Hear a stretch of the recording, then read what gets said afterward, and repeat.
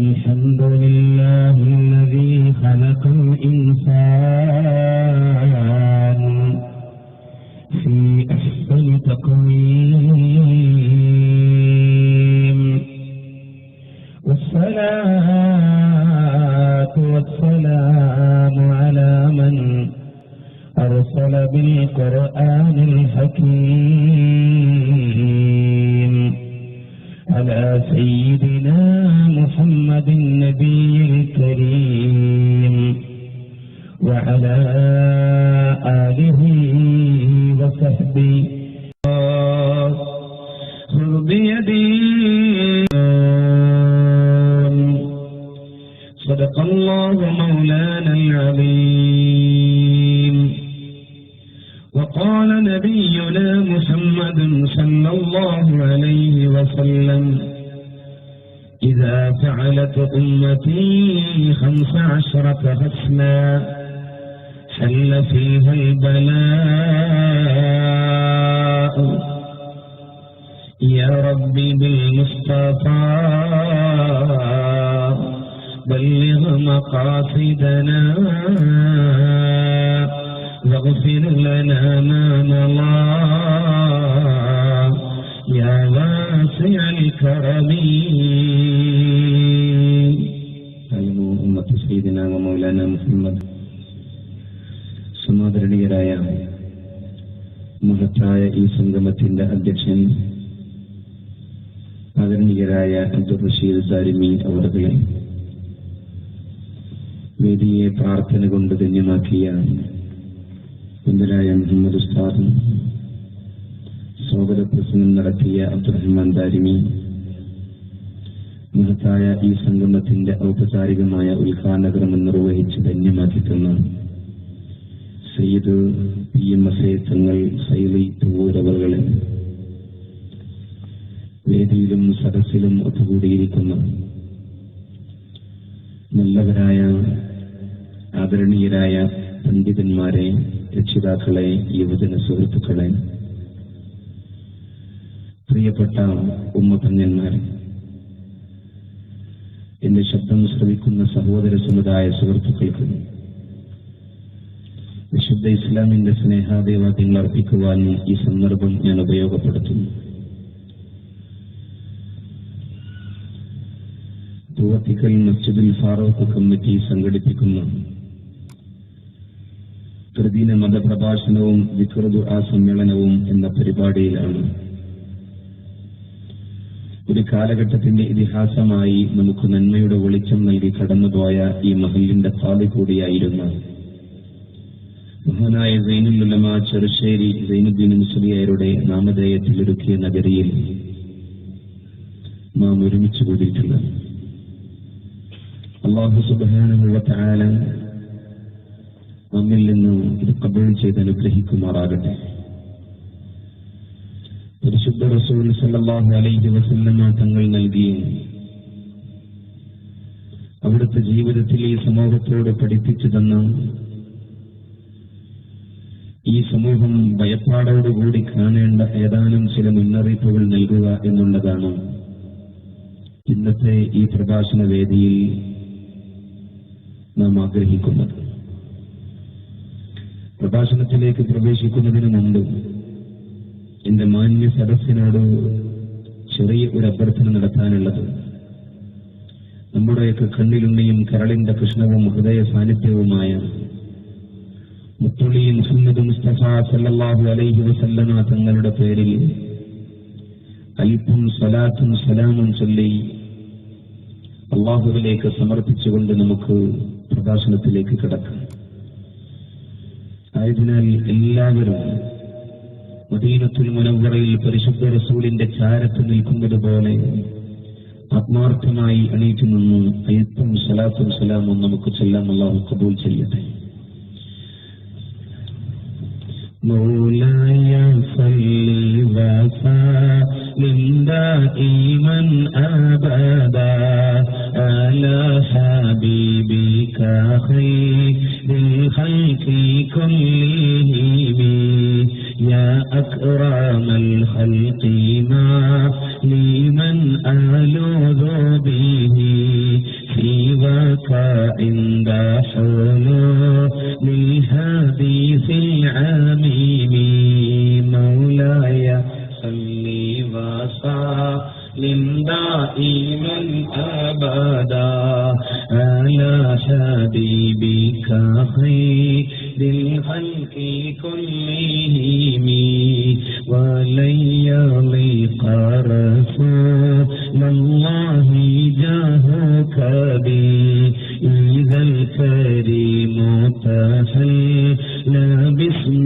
منتقم مولاي صل وسلم دائما أبدا على حبيبك خير الخلق كلهم فإن من جودك دنيا وضرتها ومن علومك علم اللوح والقلم مولاي صل وسلم دائما أبدا على حبيبك خير الخلق كلهم يا ربي بالمصطفى بلغ مقاصدنا واغفر لنا ما مضى يا واسع الكرم مولاي صل وسلم دائما أبدا على حبيبك خير الخلق كلهم അല്ലാഹുവേ ഞങ്ങളിൽ നിന്ന് ഖബൂൽ ചെയ്യണമേ റഹ്മാനേ പരിശുദ്ധ റസൂലിന്റെ ഹളറത്തിലേക്ക് എത്തിച്ചു കൊടുക്കണമേ അല്ലാഹ് അവയുടെ മഹത്വങ്ങളെ കൊണ്ട് ഞങ്ങളുടെ ഈ സദസ്സിനെ ഖബൂൽ ചെയ്യണമേ റഹ്മാനേ ഇവിടെ വന്നിരിക്കുന്ന ഒരാളെയും നിരാശപ്പെടുത്തല്ല അല്ലാഹ് എല്ലാവരുടെയും പ്രയാസങ്ങളും ബുദ്ധിമുട്ടുകളും വിഷമങ്ങളും രോഗങ്ങളും പരിഹരിക്കുകയും സമാധാനം നൽകുകയും ശിഫ നൽകുകയും ചെയ്യണമേ അല്ലാഹ് മഹാനായ ചെറുശ്ശേരി ഉസ്താദിന്റെ ദറജകളെ വർദ്ധിപ്പിക്കണമേ തമ്പുരാനെ ഈ പരിപാടിക്ക് വേണ്ടി ഓടി നടന്ന് കഷ്ടപ്പെട്ട് പ്രവർത്തിച്ചവർക്കൊക്കെ നിന്റെ പൊരുത്തവും തൃപ്തിയും നൽകണമേ അല്ലാഹ് അല്ലാഹുവേ നിന്റെ ഇഷ്ടദാസന്മാരിൽ ഞങ്ങളെയൊക്കെ ഉൾപ്പെടുത്തണമേ റഹ്മാനെ റബ്ബനാ തഖബ്ബൽ മിന്നാ ഇന്നക അൻതസ് സമീഉൽ അലീം എല്ലാവരും ഇരുന്നോളൂ അല്ലാഹു നമ്മിൽ നിന്ന് ഈ സൽപ്രവർത്തനം സ്വീകരിക്കുമാറാകട്ടെ ഭയപ്പെടേണ്ട മുന്നറിയിപ്പുകൾ എന്ന ശീർഷകത്തിലാണ് നമുക്കിന്ന് പ്രഭാഷണം മുന്നോട്ട് കൊണ്ടുപോകേണ്ടത് പ്രവാചകന്റെ പ്രവചനങ്ങൾ പ്രഭാതം പോലെ പിളർന്നുകൊണ്ടിരിക്കുമ്പോൾ അവിടുത്തെ മുന്നറിയിപ്പുകൾ കണ്ടില്ല എന്ന് നടിച്ച് ജീവിതം മൃഗീയമായ വഴിയിലൂടെ മുന്നോട്ട് കൊണ്ടുപോകുന്നവർ അപകടങ്ങളിലും മരുതായ്മകളിലും ജീവിതത്തിലെ ഏറ്റവും വലിയ പ്രതിസന്ധികളിലും അകപ്പെട്ടുകൊണ്ടിരിക്കുന്ന കാഴ്ചകളാണ് നമുക്ക് മുമ്പിലൂടെ കണ്ടുകൊണ്ടിരിക്കുന്നത്. മനുഷ്യ ജീവിതത്തിൽ ഒരുപാട് കണ്ടുപിടുത്തങ്ങളും ഒരുപാട് മുന്നേറ്റങ്ങളും നടത്തുന്നുവെങ്കിലും ഇൻഫർമേഷൻ ടെക്നോളജിയുടെ വിവര സാങ്കേതിക വിദ്യയുടെ വൈജ്ഞാനിക വിപ്ലവത്തിന്റെ വിസ്ഫോടനങ്ങൾ സൃഷ്ടിച്ച് മനുഷ്യൻ ഉയരങ്ങളിലേക്ക് നിരന്തരമായി ഉയർന്നുകൊണ്ടിരിക്കുമ്പോഴും ജീവിതത്തിൽ ശാന്തിയുടെയും സമാധാനത്തിന്റെയും ശാശ്വത തീരം തേടി മനുഷ്യൻ ഏറ്റവും വലിയ അന്വേഷണ യാത്രയിൽ അല്ലാഹുവിന്റെ റസൂൽ സല്ലല്ലാഹു അലൈഹി വസല്ലമ തങ്ങൾ 14 മുമ്പ് തൗഹീദിന്റെ ഏകദൈവ വിശ്വാസത്തിന്റെ സത്യമീ സമ്പൽപാത ഈ സമൂഹത്തിന് പറഞ്ഞുകൊടുക്കാൻ കടന്നു വന്നപ്പോ അതിനെ എറിഞ്ഞെടുക്കുവാനും വികൃതമാക്കുവാനും ഇല്ലായ്മ ചെയ്യുവാനും കടന്നു വന്നവർക്ക് ശക്തമായ താക്കീതും മുന്നറിയിപ്പും നൽകി പരിശുദ്ധ റസൂൽ മുന്നോട്ട് പോയി. ആ മുന്നറിയിപ്പുകൾ കാറ്റിൽ പറത്തിയവർ ഏറ്റവും വലിയ അപകടത്തിന്റെ അഗാധഗർത്തങ്ങളിലേക്ക് തള്ളുവീഴപ്പെട്ടതും ചരിത്രത്തിൽ നമുക്ക് കാണാൻ സാധിക്കുന്നുണ്ട്. ഇവിടെയാണ് മഹാനായ സൈനുൽ ഉലമയുടെ നാമധേയത്തിൽ ഒരുക്കിയ ഈ നഗരിയിൽ ലോകത്തിന്റെ നായകർ 14 നൂറ്റാണ്ട് മുമ്പ് ഈ സമൂഹത്തിന് പഠിപ്പിച്ചു കൊടുത്ത ഏതാനും മുന്നറിയിപ്പുകൾ സമർപ്പിക്കാൻ ആഗ്രഹിക്കുന്നത്. അല്ലാഹുവിന്റെ റസൂൽ സല്ലല്ലാഹു അലൈഹി വസല്ലമ തങ്ങളുടെ അനുഗ്രഹീത നാമങ്ങളിൽ നദീർ എന്നുള്ളത് കാണാൻ നമുക്ക് സാധിക്കും. ഇവിടെ അധ്യക്ഷ പ്രസംഗത്തിൽ പറഞ്ഞു, അൻദിർ അശീറത്തകൽ അഖ്റബീൻ, അടുത്ത കുടുംബത്തോട് അങ്ങ് മുന്നറിയിപ്പ് നൽകണമെന്നുള്ള ഉത്ബോധനം. യാ അയ്യുഹൽ മുദ്ദസ്സിർ ഖും ഫഅൻദിർ, ഓ പുതച്ച് മൂടിക്കിടക്കുന്ന വിശുദ്ധ പ്രവാചകരെ അങ്ങ് എണീക്കണം. ജനങ്ങൾക്ക് മുന്നറിയിപ്പ് നൽകണം. അള്ളാഹു നരകം സൃഷ്ടിച്ചു. ആ നരകത്തിലേക്ക് കടന്നു പോകുന്ന സ്വഭാവത്തിന്റെ വഴിയിലൂടെ മുന്നോട്ട് പോകുന്നവർക്ക് മുന്നറിയിപ്പ് നൽകിയിട്ട് സ്വർഗത്തിലേക്ക് അവർ ആനയിക്കുന്ന ഏറ്റവും നല്ല വഴിയൊരുക്കണമെന്ന് വിശുദ്ധ ഖുർആൻ അള്ളാഹുവിന്റെ റസൂലിനോട് പറയുകയുണ്ടായി. ആ പ്രവാചകനെ കുറിച്ച് ഖുർആൻ പരാമർശിച്ചത് യാ അയ്യുഹൽ നബി ഇന്നാ അർസൽനാക ഷാഹിദൻ വമുബശ്ശിറൻ വനദീറ. ഓ പ്രവാചകരെ, അങ്ങയെ നിയോഗിച്ചിട്ടുള്ളത് ലോകത്തെ സത്യത്തിന്റെ സാക്ഷിയായിട്ട് ജനങ്ങൾക്ക് സ്വർഗം കൊണ്ട് സന്തോഷ വാർത്ത അറിയിക്കാൻ, നരകത്തിലേക്ക് ജീവിത ക്രമീകരണം ഒരുക്കുന്നവർക്ക് ശക്തമായ സാക്ഷ്യത നൽകാൻ, മുന്നറിയിപ്പ് നൽകാൻ, വദാഇയൻ ഇലല്ലാഹ്, അള്ളാഹുവിന്റെ മാർഗത്തിലേക്ക് ക്ഷണിക്കാൻ, ബിഇദ്നിഹി, അള്ളാഹുവിന്റെ അനുമതിയോടുകൂടി, സിറാജൻ മുനീറ, ലോകത്ത് ഏറ്റവും നല്ല വെളിച്ചം നൽകുന്ന വിളക്കുമായിട്ടാണ് പ്രവാചകരെ അങ്ങയെ നിയോഗിച്ചിട്ടുള്ളത് എന്ന് പറഞ്ഞുവെങ്കിൽ, പ്രിയപ്പെട്ടവരെ, അള്ളാഹുവിന്റെ റസൂൽ സല്ലല്ലാഹു അലൈഹി വസല്ലമ തങ്ങൾ ഒരുപാട് മുന്നറിയിപ്പുകൾ ഈ സമൂഹത്തിന് നൽകിയിട്ടുണ്ട്. ആ മുന്നറിയിപ്പുകൾ കണ്ടില്ല എന്ന് നടിക്കുമ്പോ അള്ളാഹുവിന്റെ പരീക്ഷണം മുടങ്ങുകയാണ്. അതാണ് വിശുദ്ധ ഖുർആനിൽ അല്ലാഹു റബ്ബുൽ ഇസ്സത്ത് പറഞ്ഞത്. അല്ലാഹു പറയുന്നു, വലനുദീഖന്നഹും മിനൽ അദാബിൽ അദ്നാ ദൂനൽ അദാബിൽ അക്ബർ ലഅല്ലഹും യർജിഊൻ.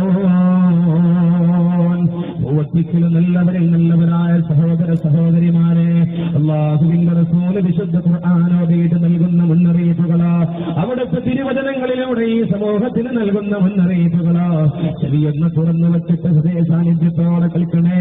പ്രപഞ്ചത്തിന്റെ സത്താവ് പറയുകയാ, വലനുദീഖന്നഹും, തീർച്ചയായും ഉറപ്പിച്ച് തറപ്പിച്ച് പറയുന്നു, അവരെ നാം രുചിപ്പിക്കുക തന്നെ ചെയ്യും. മിനൽ അദാബിൽ അദ്നാ, ചെറിയ ചെറിയ പരീക്ഷണങ്ങൾ നൽകി, ദൂനൽ അദാബിൽ അക്ബർ, വലിയ പരീക്ഷണങ്ങൾ നൽകാതെ, ലഅല്ലഹും യർജിഊൻ, അവർ ജീവിച്ചുകൊണ്ടിരിക്കുന്ന അധാർമിക മേഖലകളിൽ നിന്ന്, അരുതായ്മകളിൽ നിന്ന്, അന്ധകാരത്തിൽ നിന്ന്, അനാചാരങ്ങളിൽ നിന്ന്, അള്ളാഹു ഇഷ്ടപ്പെടാത്ത മാർഗങ്ങളിൽ നിന്ന് അവർ മടങ്ങിയിട്ട് സൽസരണയിലൂടെ ജീവിക്കാൻ വേണ്ടി അവർക്ക് നാം മുന്നറിയിപ്പ് നൽകുന്നുവെന്ന് വിശുദ്ധ ഖുർആൻ പറയുകയാ. ഈ ചെറിയ ചെറിയ പരീക്ഷണങ്ങൾ ഭൂകമ്പത്തിന്റെ വഴികളിലൂടെ കടന്നു വരാം, കൊടുങ്കാറ്റിന്റെ മാർഗങ്ങളിലൂടെ കടന്നു വരാം, സുനാമികളിലൂടെ കടന്നു വരാം, അപ്രകാരം തന്നെ പ്രിയപ്പെട്ടവരെ ജലപ്രളയങ്ങളിലൂടെ കടന്നു വരാം. അതുപോലെ തന്നെ ഏറ്റവും വലിയ ദുരന്തങ്ങളിലൂടെ കഴിഞ്ഞ രാത്രിയിൽ പോലും പ്രിയപ്പെട്ടവരെ കേരളത്തെ ഞെട്ടിപ്പിക്കുന്ന രീതിയിലുള്ള ദുരന്തങ്ങൾ കടന്നു വന്നിട്ട് മനുഷ്യ മക്കൾ അവരുടെ ജീവൻ കവർന്നെടുത്തിട്ട് പന്താടുന്ന അവസ്ഥയിലേക്ക് പ്രകൃതി കടന്നു വരുമ്പോ, ഈ അടുത്ത് പ്രിയപ്പെട്ടവരെ നമ്മുടെ തൊട്ടടുത്ത പ്രദേശമായ ചെന്നൈയിൽ അതിശക്തമായ ജലപ്രളയമുണ്ടായിട്ട് എത്രയോ ആളുകൾക്ക് ജീവഹാനി സംഭവിച്ചതോ പ്രിയപ്പെട്ടവരെ നമുക്ക് കാണാൻ സാധിച്ചുവല്ലോ. എന്താ അവിടെ സംഭവിച്ചതോ? അവിടെയുള്ള ആളുകൾ പറയുന്നു, ഒരൊറ്റ ദിവസം പെയ്ത മഴ 1 മാസം കൊണ്ട് പെയ്തിറങ്ങേണ്ട മഴയായിരുന്നു. ജനങ്ങളുടെ വീടുകളൊക്കെ അവർ മഴ പെയ്തിട്ട് വെള്ളം തിളങ്ങിട്ട് നിൽക്കുമ്പോ വീടിന്റെ ടെറസിന്റെ മുകളിലേക്ക് ചാടി നിൽക്കുകയാ, വെള്ളം പൊങ്ങുകയാ. പ്രിയപ്പെട്ടവരെ, നൂഹ് നബി അലൈഹിസ്സലാത്തു വസ്സലാമിന്റെ കാലഘട്ടത്തിലോ അല്ലാഹുവിന്റെ മുന്നറിയിപ്പുകൾ ധിക്കരിച്ചപ്പോ, പ്രവാചകൻ നൽകുന്ന ഭയപ്പാടിന്റെ അറിയിപ്പുകൾ ധിക്കരിച്ചപ്പോ ജലപ്രളയത്തിലൂടെ അവർക്ക് ഏറ്റവും വലിയ നാശം നൽകിയെങ്കിലോ അതിനെ അനുസ്മരിപ്പിക്കുന്ന രീതിയിലോ നമ്മുടെ തൊട്ടടുത്ത പ്രദേശത്ത് ചെന്നൈയിൽ നടന്നതെന്താ കേൾക്കണം. വെള്ളം പൊങ്ങി പൊങ്ങി പൊങ്ങി ടെറസിന്റെ മുകളിലേക്ക് കടന്നു വന്നു. ജനങ്ങൾക്ക് ജീവിക്കാൻ കഴിയാതെയായി. ജനങ്ങൾക്ക് ജീവൻ രക്ഷ നൽകുന്ന ഹോസ്പിറ്റലിൽ പോലും വെള്ളം കയറുകയാ. കരണ്ട് നഷ്ടപ്പെടുന്ന ദിവസങ്ങളോളം ഓക്സിജൻ നൽകുന്നതിന് വേണ്ടി വൈദ്യുതിയില്ല. അപ്രകാരം തന്നെ ജനറേറ്റർ വർക്ക് ചെയ്യാൻ ഇന്ധനമില്ല. ഓക്സിജൻ ലഭിക്കേണ്ട രോഗികൾ പോലും പിടഞ്ഞ് പിടഞ്ഞ് പിടഞ്ഞ് പിടഞ്ഞ് ലോകത്തോട് വിട പറയേണ്ടി വരുന്ന ഒരു രംഗം കടന്നു വന്നുവെങ്കിൽ ഇത് അല്ലാഹു പറയുന്നത് വലനുദീഖന്നഹും മിനൽ അദാബിൽ അദ്നാ. ചെറിയ ചെറിയ പരീക്ഷണങ്ങളോ ഭൂകമ്പങ്ങൾ വർദ്ധിച്ചു വരികയാ. പ്രിയപ്പെട്ടവരെ, മാരകമായ രോഗങ്ങൾ കടന്നു വരികയാ. ഭീകരമായ അസുഖങ്ങൾ പെരുകി വരികയാ. ഇത് അല്ലാഹുവിന്റെ പരീക്ഷണമാ. ഈ പരീക്ഷണം കണ്ട് പഠിച്ചില്ല എങ്കിലോ ഇന്ന് ഇന്ന് അല്ലാഹുവിന്റെ ശിക്ഷ കഠിന കഠോരമായിരിക്കുമെന്ന് വിശുദ്ധ ഖുർആൻ പഠിപ്പിച്ചിട്ടില്ല. എന്റെ പ്രിയപ്പെട്ടവരെ, ഗൗരവത്തോടെ ശ്രദ്ധിക്കണം. അല്ലാഹുവിന്റെ റസൂല് പറഞ്ഞു, 15ഓളം സ്വഭാവങ്ങൾ മനുഷ്യരുടെ ജീവിതത്തിൽ കടന്നു വന്നാൽ ഏറ്റവും വലിയ വിപത്തിനായി അവർക്ക് മുന്നറിയിപ്പ് നൽകുന്നു. ആ സ്വഭാവങ്ങൾ നമ്മുടെ ജീവിതത്തിൽ കടന്നു വന്നിട്ടുണ്ടോ? ഗൗരവത്തോടെ ശ്രദ്ധിക്കണേ. പുണ്യ റസൂല് പറയുന്നു, ഇദാ ഫഅലത് ഉമ്മത്തി, എന്റെ സമുദായം പ്രവർത്തിച്ചു തുടങ്ങിയാൽ 15 കാര്യങ്ങൾ പ്രവർത്തിച്ചു തുടങ്ങിയാൽ അവരിൽ ഏറ്റവും വലിയ വിപത്തിറങ്ങുമെന്ന് പരിശുദ്ധ റസൂൽ 114 മുമ്പ് മുന്നറിയിപ്പ് നൽകുകയാണ്. ഒന്നാമത് പറയുന്നത് ഏതെന്നറിയുമോ? ഇദാ കാനൽ മഗ്നമു ദുവലാ വൽ അമാനതു മഗ്നമാ. ഒന്നാമത് പരിശുദ്ധ റസൂല് പറയുന്നത് എന്തെന്നറിയുമോ? ഇദാ കാനൽ മഗ്നമു ദുവലാ, പൊതുമുതൽ അന്യാധീനപ്പെട്ടു തുടങ്ങിയാൽ, അഥവാ പൊതുമുതലിന്റെ പവിത്രതയ്ക്ക് കളങ്കം വരുത്തുന്ന രീതിയിൽ, പൊതുമുതലിന്റെ ആദരവ് നഷ്ടപ്പെടുന്ന രീതിയിൽ കൈകാര്യം ചെയ്യുന്നവർ സമുദായം കടന്നു വന്നാൽ അനാനത്തു മഗ്നമാ, അതുപോലെ തന്നെ സൂക്ഷിപ്പ് സ്വത്തുക്കൾ സദരാർജിത സമ്പത്ത് പോലെ ഉപയോഗിക്കുന്ന ഒരു കാലഘട്ടം കടന്നു വന്നാൽ ഏറ്റവും വലിയ വിപത്തവരിൽ പെയ്തിറങ്ങുന്നതാ. പരിശുദ്ധ റസൂല് മുന്നറിയിപ്പ് നൽകുന്നു,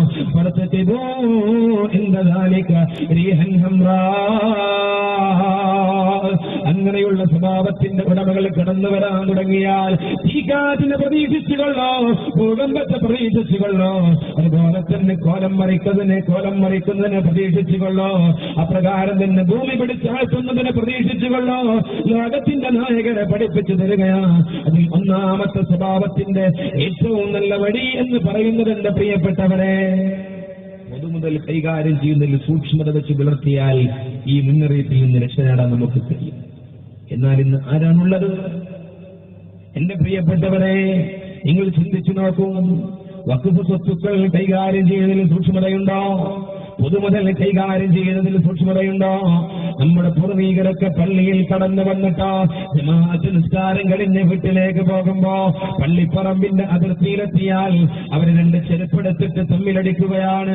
എന്തിനെന്ന് ചോദിക്കുമ്പോ പേരക്കിടാങ്ങളോട്, അതല്ലെങ്കിൽ മക്കളോട്, കൂടെയുള്ള ആളുകളോട് പറഞ്ഞിരുന്നു, മക്കളെ, എന്റെ ചെരുപ്പിന്റെ അടിയിലുള്ളതോ പള്ളിപ്പറമ്പിലുള്ള മൺതരിയല്ലേ, അത് ഞാൻ എന്റെ വീട്ടിലേക്ക് കൊണ്ടുപോയാൽ പടച്ചറപ്പിൽ നിന്നുള്ള ഏറ്റവും വലിയ ശിക്ഷ ഞാൻ ഭയപ്പെടുന്നുവെന്ന് പറഞ്ഞ് അല്ലാഹുവിന്റെ റസൂലിന്റെ മുന്നറിയിപ്പുകളെ ശരിക്കും ഉൾക്കൊണ്ട് ജീവിച്ചവരായിരുന്നു.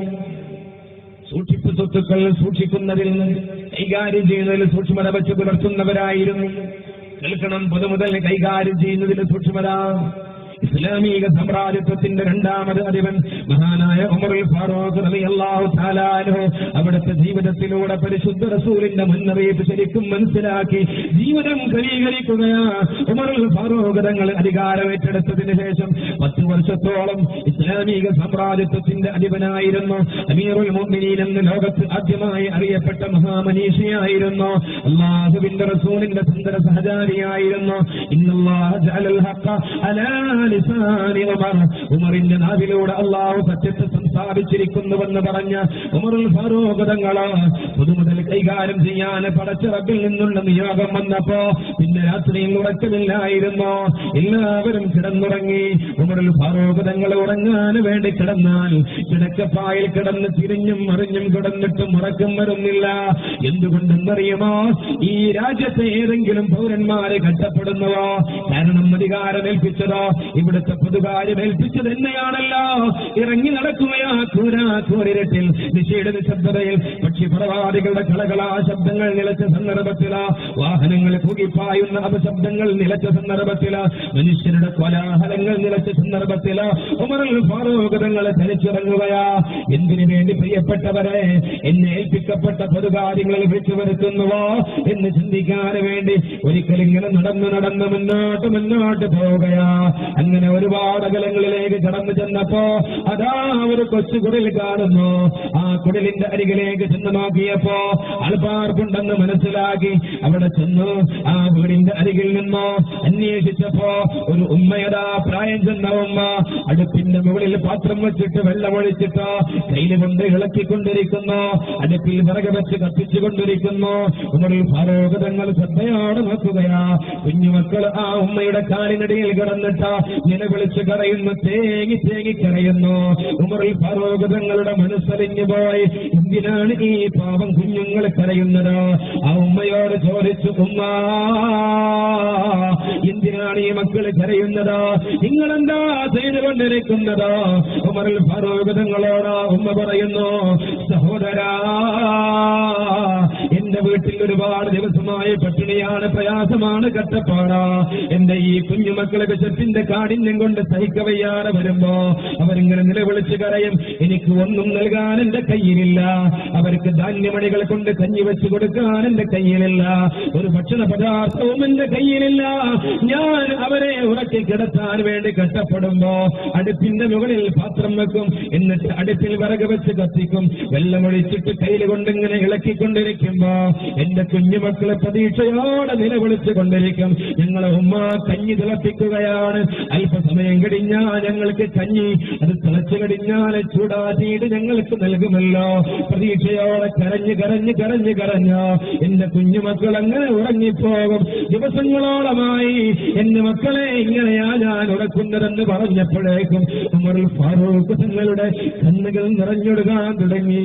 മനസ്സ് വേദനിച്ചു, തേങ്ങിക്കൊണ്ട് പറഞ്ഞു, ഉമ്മ ഇത് കാണാൻ എനിക്ക് കഴിയുന്നില്ല ഉമ്മ, ഇത് എനിക്ക് ഉൾക്കൊള്ളാൻ കഴിയുന്നില്ല ഉമ്മ, നിങ്ങളിവിടെ നിൽക്കണം, ഞാൻ ഇപ്പം വരാമെന്ന് പറഞ്ഞ് പൊതുമുതൽ കൈകാര്യം ചെയ്യുന്ന ഇസ്ലാമിക സാമ്രാജ്യത്തിന്റെ അധിപൻ മഹാനായ ഉമറുൽ ഫാറൂഖ് തങ്ങൾ വീട്ടിൽ വന്നിട്ട് അവിടുത്തെ ശ്രേഷ്ഠമാക്കപ്പെട്ട കരങ്ങളെ കൊണ്ട് ഗോതമ്പിന്റെ ധാന്യമണികളെ പെറുക്കിയെടുത്തിട്ട് ഒരു പ്ലാസ്റ്റിക് ചാക്കിൽ നിക്ഷേപിച്ചിട്ട് മഹാനായ ഉമറുൽ ഫാറൂഖ് തങ്ങൾ തന്നെ തന്റെ ചുമലിൽ ചുമന്നിട്ട് കടന്നു വരികയാ. അമീറുൽ മുഅ്മിനീന, നാട്ടിലെ ഭരണാധിപന്, നാട്ടിലെ രാജാവ് ഏതെങ്കിലും പരിചാരകനോട് ആജ്ഞാപിക്കുകയല്ല ചെയ്തത്, ഏതെങ്കിലും വൃത്തിനോട് കൽപ്പിക്കുകയല്ല ചെയ്തത്. ഗോതമ്പിന്റെ ധാന്യമണികളുമായി അത് ചുമന്നിട്ട് രാത്രി തന്നെ ആ ഉമ്മയുടെ വീട്ടിലേക്ക് കടന്നു വരികയാ. ഉമ്മയുടെ അരികിൽ വന്ന് പറയുന്നു, ഉമ്മ ഈ ഗോതമ്പിന്റെ ധാന്യമണികൾ കൊണ്ട് മക്കൾക്ക് കഞ്ഞി വെച്ച് കൊടുക്കണം, അവരെ വിശപ്പകറ്റണം.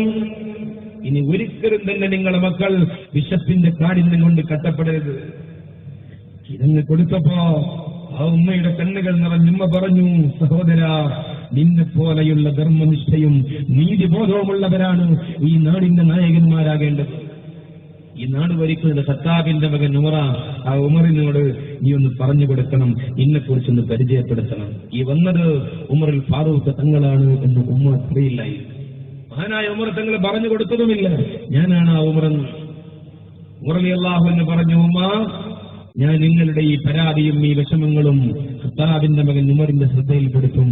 നിങ്ങൾ അടുത്ത ദിവസം ഉമറിന്റെ അരികിലെത്തണം, ഞാൻ നിങ്ങളെക്കുറിച്ച് പറയാം. അടുത്ത പ്രഭാതമായി ആ ഉമ്മ ഉമറുൽ ഫാറൂഖ് തങ്ങളെ ഖത്താബിന്റെ മകനെ അന്വേഷിച്ച് നടക്കുകയാ. മദീനയുടെ പ്രാന്തപ്രദേശത്ത് കൂടി മുന്നോട്ട് നീങ്ങി. മദീനയുടെ പ്രാന്തപ്രദേശത്ത് കൂടി മുന്നോട്ട് നീങ്ങിയ ആ മാതാവ് മസ്ജിദുൻ നബവിയുടെ ചാരത്ത് വന്നിട്ട് ചോദിച്ചു, സഹോദരങ്ങളെ, ഖത്താബിന്റെ മകൻ ഉമറിന്റെ വീട് ഏതാ, എനിക്കൊന്ന് കാണിച്ചു തരണം. ആരോ കാണിച്ചു കൊടുത്തു. ഉമറുൽ ഫാറൂഖ് തങ്ങളുടെ വീട് ഒരു കൊച്ചു ഭവനമായിരുന്നു.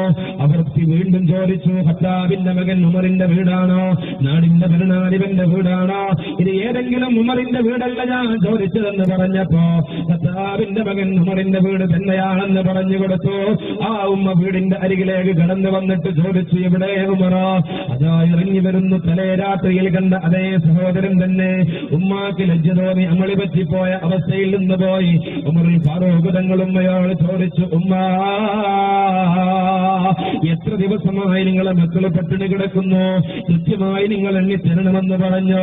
ഓരോ ദിവസവും എണ്ണി തിട്ടപ്പെടുത്തിയിട്ട് ആ ഉമ്മ പറഞ്ഞു കൊടുത്തപ്പോ ഉമറുൽ ഫാറൂഖ് തങ്ങൾ അത്രയും ദിവസത്തേക്കുള്ള ധാന്യമണികൾ ആ ഉമ്മയിലേക്ക് സമർപ്പിച്ച് പറയുന്നു, ഉമ്മ, ഇത് പൊതുമുതലാണ് ഞാൻ കൈകാര്യം ചെയ്യുന്നത്. ഇതിൽ വീഴ്ച വന്നാൽ, ഇതിൽ സൂക്ഷ്മത കുറഞ്ഞാൽ പടച്ച റബ്ബിൽ നിന്ന് വലിയ ശിക്ഷ ഇറങ്ങുമെന്ന് ലോകത്തിന്റെ നായകർ നമ്മുടെ കണ്ണിലുണ്ണി പഠിപ്പിച്ചു തന്നതാ. നിങ്ങളെ വീടിന്റെ അരികിൽ വന്ന് നിന്നപ്പോ എനിക്ക് ഓർമ്മ വന്നു ഉമ്മ, അതുകൊണ്ടാണ് ഞാൻ നിങ്ങളെ വിളിച്ചു വരുത്തിയത്. നിങ്ങൾക്ക് നിങ്ങളെ അവകാശം വകവെച്ച് തന്നതെന്ന് പറഞ്ഞ് ഉമറുൽ ഫാറൂഖ് തങ്ങളൊരു കൊച്ചുകുട്ടിയെ പോലെ തേങ്ങിക്കരഞ്ഞിട്ട് അല്ലാ, സൂക്ഷ്മതയുടെ ജീവിത പ്രതീകമായി എന്നെ എന്നെയും തെരഞ്ഞെടുക്കണമെന്ന് അറിയാതെ പ്രാർത്ഥിച്ചു പോയെങ്കിൽ എന്റെ പ്രിയപ്പെട്ട സഹോദരങ്ങളെ, സഹോദരിമാരെ, ഈ സൂക്ഷ്മത ആർക്കാണുള്ളത്? ഇങ്ങനെ പൊതുമുതൽ കൈകാര്യം ചെയ്യുന്നതിൽ അതിന്റെ പവിത്രതയ്ക്ക് നഷ്ടം വരുന്ന രീതിയിൽ, കളങ്കപ്പെടുത്തുന്ന രീതിയിൽ കൈകാര്യം ചെയ്താൽ അല്ലാഹുവിന്റെ റസൂൽ പറയുന്നു, ഏറ്റവും വലിയ വിപത്തിറങ്ങുമെന്ന്. പ്രിയപ്പെട്ടവരെ, ഇന്ന് ഇങ്ങനെയൊന്നും ശ്രദ്ധിക്കാത്തത് കൊണ്ട് പള്ളിയുടെ ഭൂമികൾ കൈകാര്യം ചെയ്യുന്നതിൽ, മദ്രസയുടെ സ്വത്തുവകകൾ കൈകാര്യം ചെയ്യുന്നതിൽ, അതുപോലെ തന്നെ ജീവകാരുണ്യ പ്രവർത്തനത്തിനുള്ള ഫണ്ട് കൈകാര്യം ചെയ്യുന്നതിൽ, ഇങ്ങനെയുള്ള പൊതുമുതൽ കൈകാര്യം ചെയ്യുന്നതിൽ ആളുകൾക്ക് സൂക്ഷ്മത കുറഞ്ഞു വന്നപ്പോ പേര് പോലും കേൾക്കാൻ കഴിയാത്ത അസുഖങ്ങളുടെ അടിമകളായില്ലേ? ഞാൻ ഓർത്തുപോകുന്നു, എറണാകുളം ജില്ലയിലെ കലൂർ എന്ന് പറയുന്ന സ്ഥലത്തിന് പ്രവാസനത്തിന് ചെന്നപ്പോ അവിടുത്തെ മഹല്ല് ജമാഅത്തിന്റെ പ്രസിഡന്റ് നവാസ് സാഹിബ പ്രിയപ്പെട്ടവരെ വീട്ടിലേക്ക് കൊണ്ടുപോയി 25 വയസ്സുള്ള പൊന്നുമകനുടെ കിടക്കുന്ന സ്ഥലത്ത് തന്നെ മൂത്രമൊഴിക്കുന്ന, അവിടെ തന്നെ കാട്ടിക്കുകയും ചെയ്യുന്ന, അവിടെ തന്നെ ഭക്ഷണം കഴിക്കുകയും ചെയ്യുന്നു, അവിടെ തന്നെ വിശ്രമിക്കുകയും ചെയ്യുന്നു, അവിടെ തന്നെ ഉറങ്ങുകയും ചെയ്യുന്നു. അനങ്ങാൻ കഴിയാതെ കിടക്കുകയാ. 1 വർഷമല്ല, 2 വർഷമല്ല, പ്രിയപ്പെട്ടവരെ, ഒരുപാട് വർഷമായി അങ്ങനെ കിടന്നിറങ്ങുന്ന അവസ്ഥയാ, അങ്ങനെ കിടക്കുന്ന അവസ്ഥയാ. എന്നിട്ട് പറയുന്നു, ഇവനെ കൊണ്ട് ഞങ്ങളൊക്കെ വല്ലാത്ത പ്രയാസത്തിലാണ്, ദുആ ചെയ്യണം. ഞാൻ ചോദിച്ചു, എന്താ ഇങ്ങനെ ഒരു അസുഖം വരാനെന്ന് ചോദിച്ചപ്പോ പ്രിയപ്പെട്ടവരവിടെ നിന്ന് പറയുന്നു, തലച്ചോറിൽ ഒരു കടുകുമണിയുടെ വലുപ്പത്തിൽ ഹോർമോൺ വളർന്നു വരുന്നതാ ഇങ്ങനെയുള്ള അപകടമേറിയ രോഗത്തിന്റെ കാരണമെന്ന് പറഞ്ഞിട്ട് ആ പിതാവിന്റെ 2 കണ്ണുകളും നിറഞ്ഞൊഴുകാൻ തുടങ്ങിയപ്പോ ചിന്തിച്ചു പോയി. പ്രിയപ്പെട്ടവരെ, അല്ലാഹുവിന്റെ മാർഗത്തിൽ നിന്ന്, അല്ലാഹുവിനെ ഭയപ്പെട്ട് ജീവിക്കുന്നതിൽ നിന്ന് ഈ സമൂഹം മാറിപ്പോയപ്പോ ഒരുപാട് അസുഖങ്ങൾ കടന്നു വരികയാ. ഞാനിപ്പോൾ ജോലി ചെയ്യുന്ന ഇടുക്കി ജില്ലയിലെ തൊടുപുഴ എന്ന് പറയുന്ന സ്ഥലത്ത് 10 വയസ്സുള്ള അൽതാഫ് എന്ന് പറയുന്ന കുഞ്ഞുമോന്, പ്രിയപ്പെട്ടവരെ, ഒരു ദിവസം മദ്രസയിലേക്ക് കടന്നു വരുമ്പോ ആ കുട്ടിയുടെ കയ്യിൽ ഒരു ചെറിയ ചുവന്ന നിറത്തിലുള്ള ഒരു കുമിളയുണ്ടായിരുന്നു, ഒരു കുരുവുണ്ടായിരുന്നു, ഒരു പയനുണ്ടായിരുന്നു. ആ കുട്ടി മദ്രസയിൽ നിന്ന് തിരിച്ചു പോയപ്പോ അത് കയ്യിൽ വ്യാപിക്കുകയാ. പ്രിയപ്പെട്ടവരെ, ശരീരമാസകലം കടന്നു വരികയാ. ഡോക്ടർമാരുടെ അരികിൽ കൊണ്ടുപോയി മരുന്ന് കഴിച്ചിട്ട് ശിവ ലഭിക്കുന്നില്ല. അവസാനം ഈ കുരുവുണ്ടായ സ്ഥലത്തുള്ള തൊലിയൊക്കെ പോകുന്നു, ശരീരത്തിലുള്ള മൊത്തം തൊലി പോകുന്നു. എറണാകുളം ജില്ലയിലെ കോലഞ്ചേരി മെഡിക്കൽ കോളേജിലേക്ക് കൊണ്ടുപോയി ICUവിൽ പ്രവേശിപ്പിച്ചു.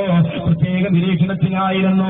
കൺവാളയുടെ മുകളിലുള്ള തൊലി പോലെ നഷ്ടപ്പെട്ട് വാളയുടെ ഇലയിൽ പ്രിയപ്പെട്ടവരെ വസ്ത്രമില്ലാതെ കിടത്തിയിരിക്കുകയാണ്. ഞാനും എന്റെ ജമാഅത്തിന്റെ മഹല്ല് ഭാരവാഹികളും കൂടി കോലഞ്ചേരി മെഡിക്കൽ കോളേജിൽ ചെന്നു. അൽതാഫ് എന്ന് പറയുന്ന ഞങ്ങളുടെ മഹല്ലിലെ പൊന്നുമോനെ സന്ദർശിക്കാൻ ഡോക്ടർമാര് പറഞ്ഞു, സന്ദർശനം നിരോധിക്കപ്പെട്ടിരിക്കുന്നു, ഇൻഫെക്ഷൻ പ്രശ്നമാണെന്ന് പറഞ്ഞു. പ്രിയപ്പെട്ടവരെ, ജമാഅത്തിന്റെ ഭാരവാഹികൾ പറഞ്ഞു, ഞങ്ങളെ മഹല്ലിന്റെ ഉസ്താദാണ്, ഉസ്താദിനെങ്കിലും അൽതാഫിനെ ഒന്ന് കാണിച്ചു കൊടുക്കണമെന്ന് ഡോക്ടർമാര് പ്രത്യേകമായി ചർച്ച ചെയ്തിട്ട് ICUവിലേക്ക് പ്രവേശിക്കാൻ അനുമതി ലഭിച്ചപ്പോ ഞാൻ അൽതാഫിന്റെ മുന്നിൽ ചെന്നു. സുബ്ഹാനല്ലാഹ്, അതുപോലെ ഒരു കാഴ്ച പ്രിയപ്പെട്ടവരെ ജീവിതത്തിൽ കണ്ടിട്ടില്ല. അൽതാഫ് എന്ന് പറയുന്ന കുഞ്ഞുമോന് ഒരു വാഴയിലയിൽ കിടക്കുന്നു. ശരീരം മൊത്തം ചുവന്ന നിറമായിട്ടുണ്ട്. ഒരു തൊലി പോലും ആ കുഞ്ഞിന്റെ ശരീരത്തിലില്ല. ഇങ്ങനെ അപൂർവങ്ങളിൽ അപൂർവമായ രോഗമെന്ന് പറഞ്ഞിട്ട് ഡോക്ടർമാര് തന്നെ കരയാൻ തുടങ്ങി.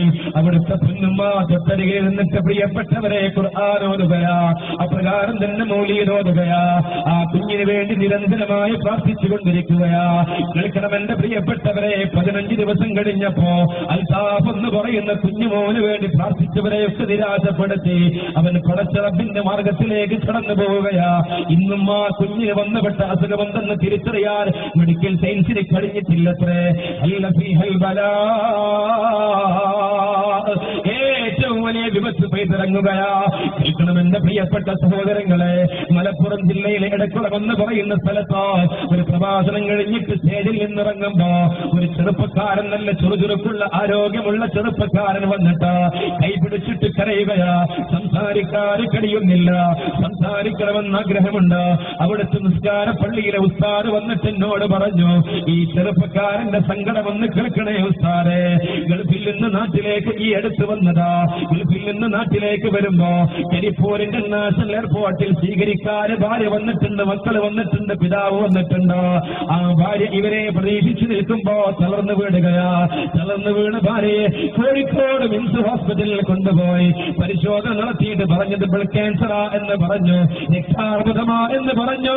ഈ ചെറുപ്പക്കാരൻ പറയുകയാ, അവളെ ചികിത്സിച്ചു ഉസ്താദേ, ഒരാഴ്ചയെ പിന്നെ അവളെ കാണാൻ എനിക്ക് കഴിഞ്ഞിട്ടുള്ളൂ. എന്നെയും എന്റെ മക്കളെയും വിട്ട് അവൾ പറന്നുപോയി ഉസ്താദേ. അവളെ കുറിച്ച് ചിന്തിക്കുമ്പോ എന്റെ ജീവിതത്തിലെ എല്ലാ സമാധാനവും നഷ്ടപ്പെട്ട് സന്തോഷമില്ല ഉസ്താദേ. അവൾക്ക് വേണ്ടി ദുആ ചെയ്യണമെന്ന് പറഞ്ഞ് ആ ചുറുചുറുക്കിന്റെ ചെറുപ്പക്കാരൻ തേങ്ങി കരയുന്നത് കണ്ടപ്പോ പ്രിയപ്പെട്ടവരെ, ഹൃദയം വേദനയുടെ ഏറ്റവും വലിയ മാർഗത്തിലേക്ക് കടന്നുപോയി. എത്രയോ ആളുകൾ എറണാകുളം ജില്ലയിലെ മൂവാറ്റുപുഴയിൽ ഇതുപോലെ ഒരു പ്രവാസനം കഴിഞ്ഞ് ഇറങ്ങിയപ്പോ ഒരു ചെറുപ്പക്കാരൻ കടന്നു വന്നിട്ട് കൈപിടിച്ചിട്ട് പൊട്ടിക്കരയുകയാ. ഞാൻ ചോദിച്ചു എന്താ വേദന എന്ന് ചോദിച്ചപ്പോ പറയുന്നു, ഒരു ദിവസം മലം വിസർജിച്ചപ്പോ വായിലൂടെ മലം കടന്നു വരുന്നു. ഡോക്ടർമാരെ സമീപിച്ചപ്പോ പറഞ്ഞു മലദോരത്തിൽ ക്യാൻസർ ആണെന്നോ. ഇപ്പോൾ പ്ലാസ്റ്റിക് ബാഗ് ഘടിപ്പിച്ച മലം സ്വീകരിക്കുന്നത് ചെയ്യണമെന്ന് പറഞ്ഞ് തേങ്ങിക്കരയുകയാ. എന്റെ പൂവത്തികളെ, നല്ലവരിൽ നല്ലവരെ, നമ്മുടെ ജീവിതത്തിന്റെ പെരുമാറ്റങ്ങളിലും സ്വഭാവങ്ങളിലും ജീവിതക്രമങ്ങളിലും പടച്ച റബ്ബിനെ ഭയപ്പെടാതെ ജീവിക്കുന്ന ഒരവസ്ഥ വന്നപ്പോ അല്ലാഹുവിന്റെ റസൂല് എണ്ണി എണ്ണി പറയുകയാ, ഏറ്റവും വലിയ വിപത്തുകൾ പെയ്തിറങ്ങുകയാ.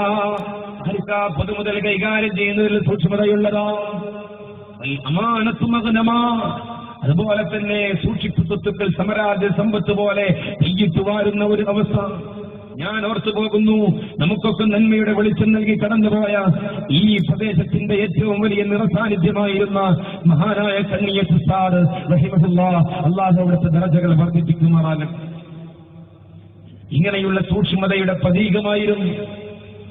ഈ നാട്ടിലുള്ളവർക്കത് പറഞ്ഞ് പരിചയപ്പെടുത്തേണ്ട ആവശ്യമില്ലല്ലോ. നിങ്ങളുടെ തൊട്ടടുത്ത പ്രദേശത്താണല്ലോ മഹാനായ കണ്ണിയത്ത് ഉസ്താദിന്റെ ഏറ്റവും വലിയ കാലഘട്ടം കടന്നുപോയത്. കേൾക്കണം എന്റെ പ്രിയപ്പെട്ടവരെ, മലപ്പുറം ജില്ലയിലെ കരുവാരക്കുണ്ടെന്ന് പറയുന്ന സ്ഥലത്തുള്ള വലിയ ഒരു സമ്പന്നൻ, അദ്ദേഹത്തെ കുറിച്ച് പറയുമ്പോ അദ്ദേഹത്തിന്റെ ജീവിത രീതി ഒരുപാട് സഹായികൾ കൂടെ ഉണ്ടായിരുന്നു. നേരം പുലർന്നാൽ അദ്ദേഹം സഹായികളോട് ചോദിക്കുമത്രേ, ഇന്നത്തെ ലഞ്ചിൽ എവിടേക്ക് പോകണം ഉച്ചഭക്ഷണത്തിൽ? അവർ പറയും, നമുക്ക് തലശ്ശേരിയിൽ ചെന്നാൽ നല്ല ഭക്ഷണം കിട്ടും. കേരളത്തിൽ പ്രശസ്തമായ രീതിയിൽ ഭക്ഷണം പാചകം ചെയ്യുന്ന തലശ്ശേരിക്കാരുടെ ഭക്ഷണം കഴിക്കാൻ ആ സമ്പന്നനും കൂട്ടുകാരും തലശ്ശേരിയിലേക്ക് പോകും. ഉച്ചഭക്ഷണം കഴിഞ്ഞാൽ ചോദിക്കുമത്ര, ഇന്നത്തെ വൈകുന്നേര ഭക്ഷണം എവിടെയാ? അപ്പോൾ പറയുമത്ര, ചാവക്കാട്ടുകാരും വലിയ ഭക്ഷണപ്രിയരാണ്, നമുക്ക് അവിടേക്ക് പോകാം. വൈകുന്നേരം ചാവക്കാട്ടെത്തും. അത്രയും സുഖലോലുപതയിലും ആനന്ദത്തിലും ഏറ്റവും വലിയ ആഹ്ലാദത്തിലും ജീവിച്ച ഒരു മനുഷ്യനായി. പക്ഷെ അദ്ദേഹത്തിന്റെ പൊന്നുമോൾക്ക് മാനസിക അസുഖമുണ്ടായിരുന്നു. ലക്ഷക്കണക്കിന് രൂപ ചെലവഴിച്ചിട്ട് ചികിത്സ നടത്തി, ശമനം ലഭിച്ചില്ല. അദ്ദേഹത്തിന്റെ ഏറ്റവും വലിയ നിരാശയായിരുന്നു. അവസാനം ആരോ പറഞ്ഞു, കണ്ണിയത്ത് ഉസ്താദിന്റെ അരികിൽ ചെന്ന് ദുആ ചെയ്താൽ നിങ്ങളുടെ പ്രിയപ്പെട്ട മകളുടെ അസുഖത്തിന് സമ്പൂർണ്ണ ശിഫ ലഭിക്കുമെന്ന്. ഏറ്റവും വലിയ പ്രതീക്ഷയോടെ കരുവാരക്കുണ്ടിലുള്ള ആ വലിയ സമ്പന്നൻ വാഴക്കാട്ടെ കോടി ഒരു കാലഘട്ടത്തിന്റെ ഇതിഹാസമായി ജീവിതത്തിൽ ഏറ്റവും വലിയ വെളിച്ചം നൽകി സമൂഹത്തിന് തന്റെ കൂടെ ജീവിക്കുന്നവർക്ക് പ്രകാശത്തിന്റെ ഏറ്റവും വലിയ വഴി നൽകി മഹാനായ കണ്ണിയത്ത് ഉസ്താദിന്റെ ജീവിതത്തെ അടുത്തറിഞ്ഞിട്ടോ ആ സമ്പന്നൻ കടന്നു വന്നു ഉസ്താദിനോട് പറഞ്ഞു, ഉസ്താദേ, എന്റെ പൊന്നുമോൾക്ക് ഭ്രാന്താണ്, മാനസിക അസ്വസ്ഥതയാണ്, ഇവിടുന്ന് ദുആ ചെയ്താൽ അല്ലാഹു ശിഫ നൽകുമെന്നുള്ള വലിയ പ്രതീക്ഷയിൽ കടന്നു വന്നതാ മഹാനായ കണ്ണിയത്ത് ഉസ്താദ്. ആ സമ്പന്നന് മുന്നിലെത്തിയിട്ട് ഫാത്തിഹ ഓതിയിട്ട് പടച്ച റബ്ബിലേക്ക് കരമേർത്തിയിട്ട് കണ്ണുനീരോടെ പറഞ്ഞു, അല്ലാ, ഈ മനുഷ്യൻ വലിയ പ്രതീക്ഷയിൽ കടന്നു വന്നതാ, ഞാൻ ദുആ ചെയ്താൽ ഉത്തരം കിട്ടുമെന്നുള്ള പ്രതീക്ഷയിലാ. അല്ലാഹുവേ, ഈ സഹോദരന്റെ മകളുടെ അസുഖത്തിന് സമ്പൂർണ്ണ ശിഫ ലഭിക്കും, ശിഫ നൽകണേ അല്ലാ, ഇനി ഒരു കുഴപ്പവും ഉണ്ടാക്കല്ല റബ്ബേ എന്ന് ദുആ ചെയ്തോ. ആ സമ്പന്നൻ സന്തോഷത്തോടെ വീട്ടിലേക്ക് എത്തി. കുഞ്ഞുമോളെ നിരീക്ഷിച്ചു കൊണ്ടിരുന്നു. ഭ്രാന്തെന്ന് പറയുന്ന അസുഖത്തിന്റെ ലക്ഷണങ്ങൾ കാണുന്നില്ല, മാനസിക അസ്വസ്ഥത പ്രകടിപ്പിക്കുന്നില്ല, പെരുമാറ്റത്തിൽ പ്രിയപ്പെട്ടവരെ സ്വാഭാവികത കാണുന്നില്ല, എല്ലാം വളരെ സാധാരണഗതിയിലാണ്. 2 ദിവസം നിരീക്ഷിച്ചു, ഒരു അസുഖത്തിന്റെ ലക്ഷണവും കാണുന്നില്ല.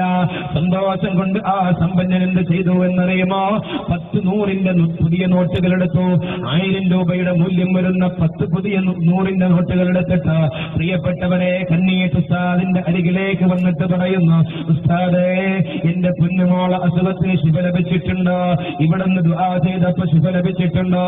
അതുകൊണ്ട് സന്തോഷം കൊണ്ട് നിങ്ങളിലേക്ക് നൽകാൻ 1000 രൂപയുടെ മൂല്യം വരുന്ന 100 10 നോട്ടുകളുമായി ഞാൻ കടന്നു വന്നിട്ടുണ്ട്. ഇത് സ്വീകരിക്കണമെന്ന് പറഞ്ഞപ്പോ മഹാനായ കണ്ണീട്ട് ഉസ്താദ് ആ 100 10 നോട്ടുകൾ കൈകൊണ്ട് വാങ്ങിയിട്ട് തന്റെ മുഖത്തോട് ചേർത്ത് വെച്ചിട്ട് അതിന് ചുംബനം നൽകുകയാ. പലരും ചിന്തിക്കും സമ്പത്തിനോടുള്ള ആർത്തി കൊണ്ടാണെന്ന്. അല്ല പ്രിയപ്പെട്ടവരെ, റസൂലുള്ളാഹി തങ്ങളുടെ ഏറ്റവും വലിയ ചര്യയാ ഒരാൾ എന്തെങ്കിലും ഒരു ഹദിയ നൽകിയാൽ അതിനെ ഒന്ന് ചുംബിക്കുക എന്നുള്ളത്. ആ ചര്യ സ്വീകരിച്ചതാ. മുഖത്തോട് ചേർത്ത് വെച്ചിട്ട് അതിന് ചുംബനം നൽകിയിട്ട് ആ സമ്പന്നനിലേക്ക് തിരിച്ചു കൊടുത്തിട്ട് കണ്ണീട്ട് ഉസ്താദ് പറയുകയാ, സഹോദരാ, ഇതിൽ ഞാൻ ഹറാമ് മണക്കുന്നുണ്ടടാ, ഇതെനിക്ക് വേണ്ടടാ എന്ന് പറഞ്ഞിട്ട് 40 വർഷം മുമ്പ് കഴിഞ്ഞു പോയ സംഭവമാണത്രേ. പ്രിയപ്പെട്ടവരെ, ചിന്തിക്കണം, നമുക്ക് എങ്ങനെ കഴിയുമോ? കണ്ണീട്ട് ഉസ്താദ് അമാനത്തു മഗ്നമാ, പടച്ച റബ്ബിനെ ഭയപ്പെട്ടു ഇങ്ങനെ സൂക്ഷ്മതയില്ലാതെ ജീവിച്ചാൽ അല്ലാഹുവിൽ നിന്ന് ശിക്ഷ ഇറങ്ങുമോ, ഏറ്റവും വലിയ വിപത്തിറങ്ങുമോ എന്ന് ഭയപ്പെട്ടുകൊണ്ട് കണ്ണീട്ട് ഉസ്താദ് പറഞ്ഞു, ഇതിൽ ഹറാമ് മണക്കുന്നുണ്ട് സഹോദരാ, ഇതെനിക്ക് വേണ്ട എന്ന് പറഞ്ഞിട്ട് അല്ലാഹുവിന്റെ കോടതിയിൽ എനിക്ക് രക്ഷ വേണമെന്ന് പറഞ്ഞിട്ട് തിരിച്ചു കൊടുക്കാൻ മുന്നോട്ട് വന്നുവെങ്കിലാ. പ്രിയപ്പെട്ട സഹോദരങ്ങളെ, ഗൗരവത്തോടെ ചിന്തിക്കണേ. കാസർഗോഡ് ജില്ലയിലെ തുരുത്ത് എന്ന് പറയുന്ന സ്ഥലത്താ കണ്ണീട്ട് ഉസ്താദിന് വലിയ ബന്ധമുള്ള സ്ഥലമാ. അവിടെ ഒരു വലിയ സമ്പന്നൻ മരണപ്പെട്ടപ്പോ കണ്ണീട്ട് ഉസ്താദ് ജനാസ സന്ദർശിക്കാതെ കടന്നു വരികയാ.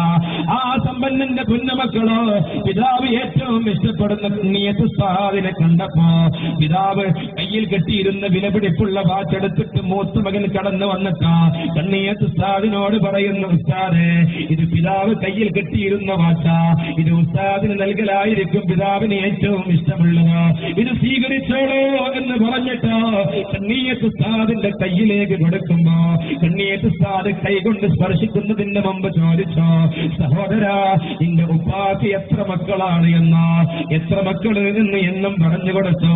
അവരുടെയൊക്കെ സമ്മതമുണ്ടോ എന്ന് ചോദിച്ചു. ആ മൂത്ത മകൻ പറഞ്ഞു, അവരുടെ സമ്മതമൊന്നും ഉസ്താദിന് നൽകുന്നതിൽ പ്രശ്നമില്ലല്ലോ, ഉസ്താദ് എന്തിനാ അങ്ങനെയൊക്കെ ചോദിക്കുന്നത്? കണ്ണീട്ട് ഉസ്താദ് ചോദിക്കുന്നു, സഹോദരാ, ഇത് ഉപ്പ മരിച്ചപ്പോ ഉപ്പയുടെ തിരികത്ത അനന്തര സ്വത്ത ഉപ്പ അവശേഷിപ്പിച്ചു പോയതാ. ഇതിൽ നിനക്ക് മാത്രമല്ല അവകാശമുള്ളത്, എല്ലാ മക്കൾക്കും അവകാശമുണ്ട്.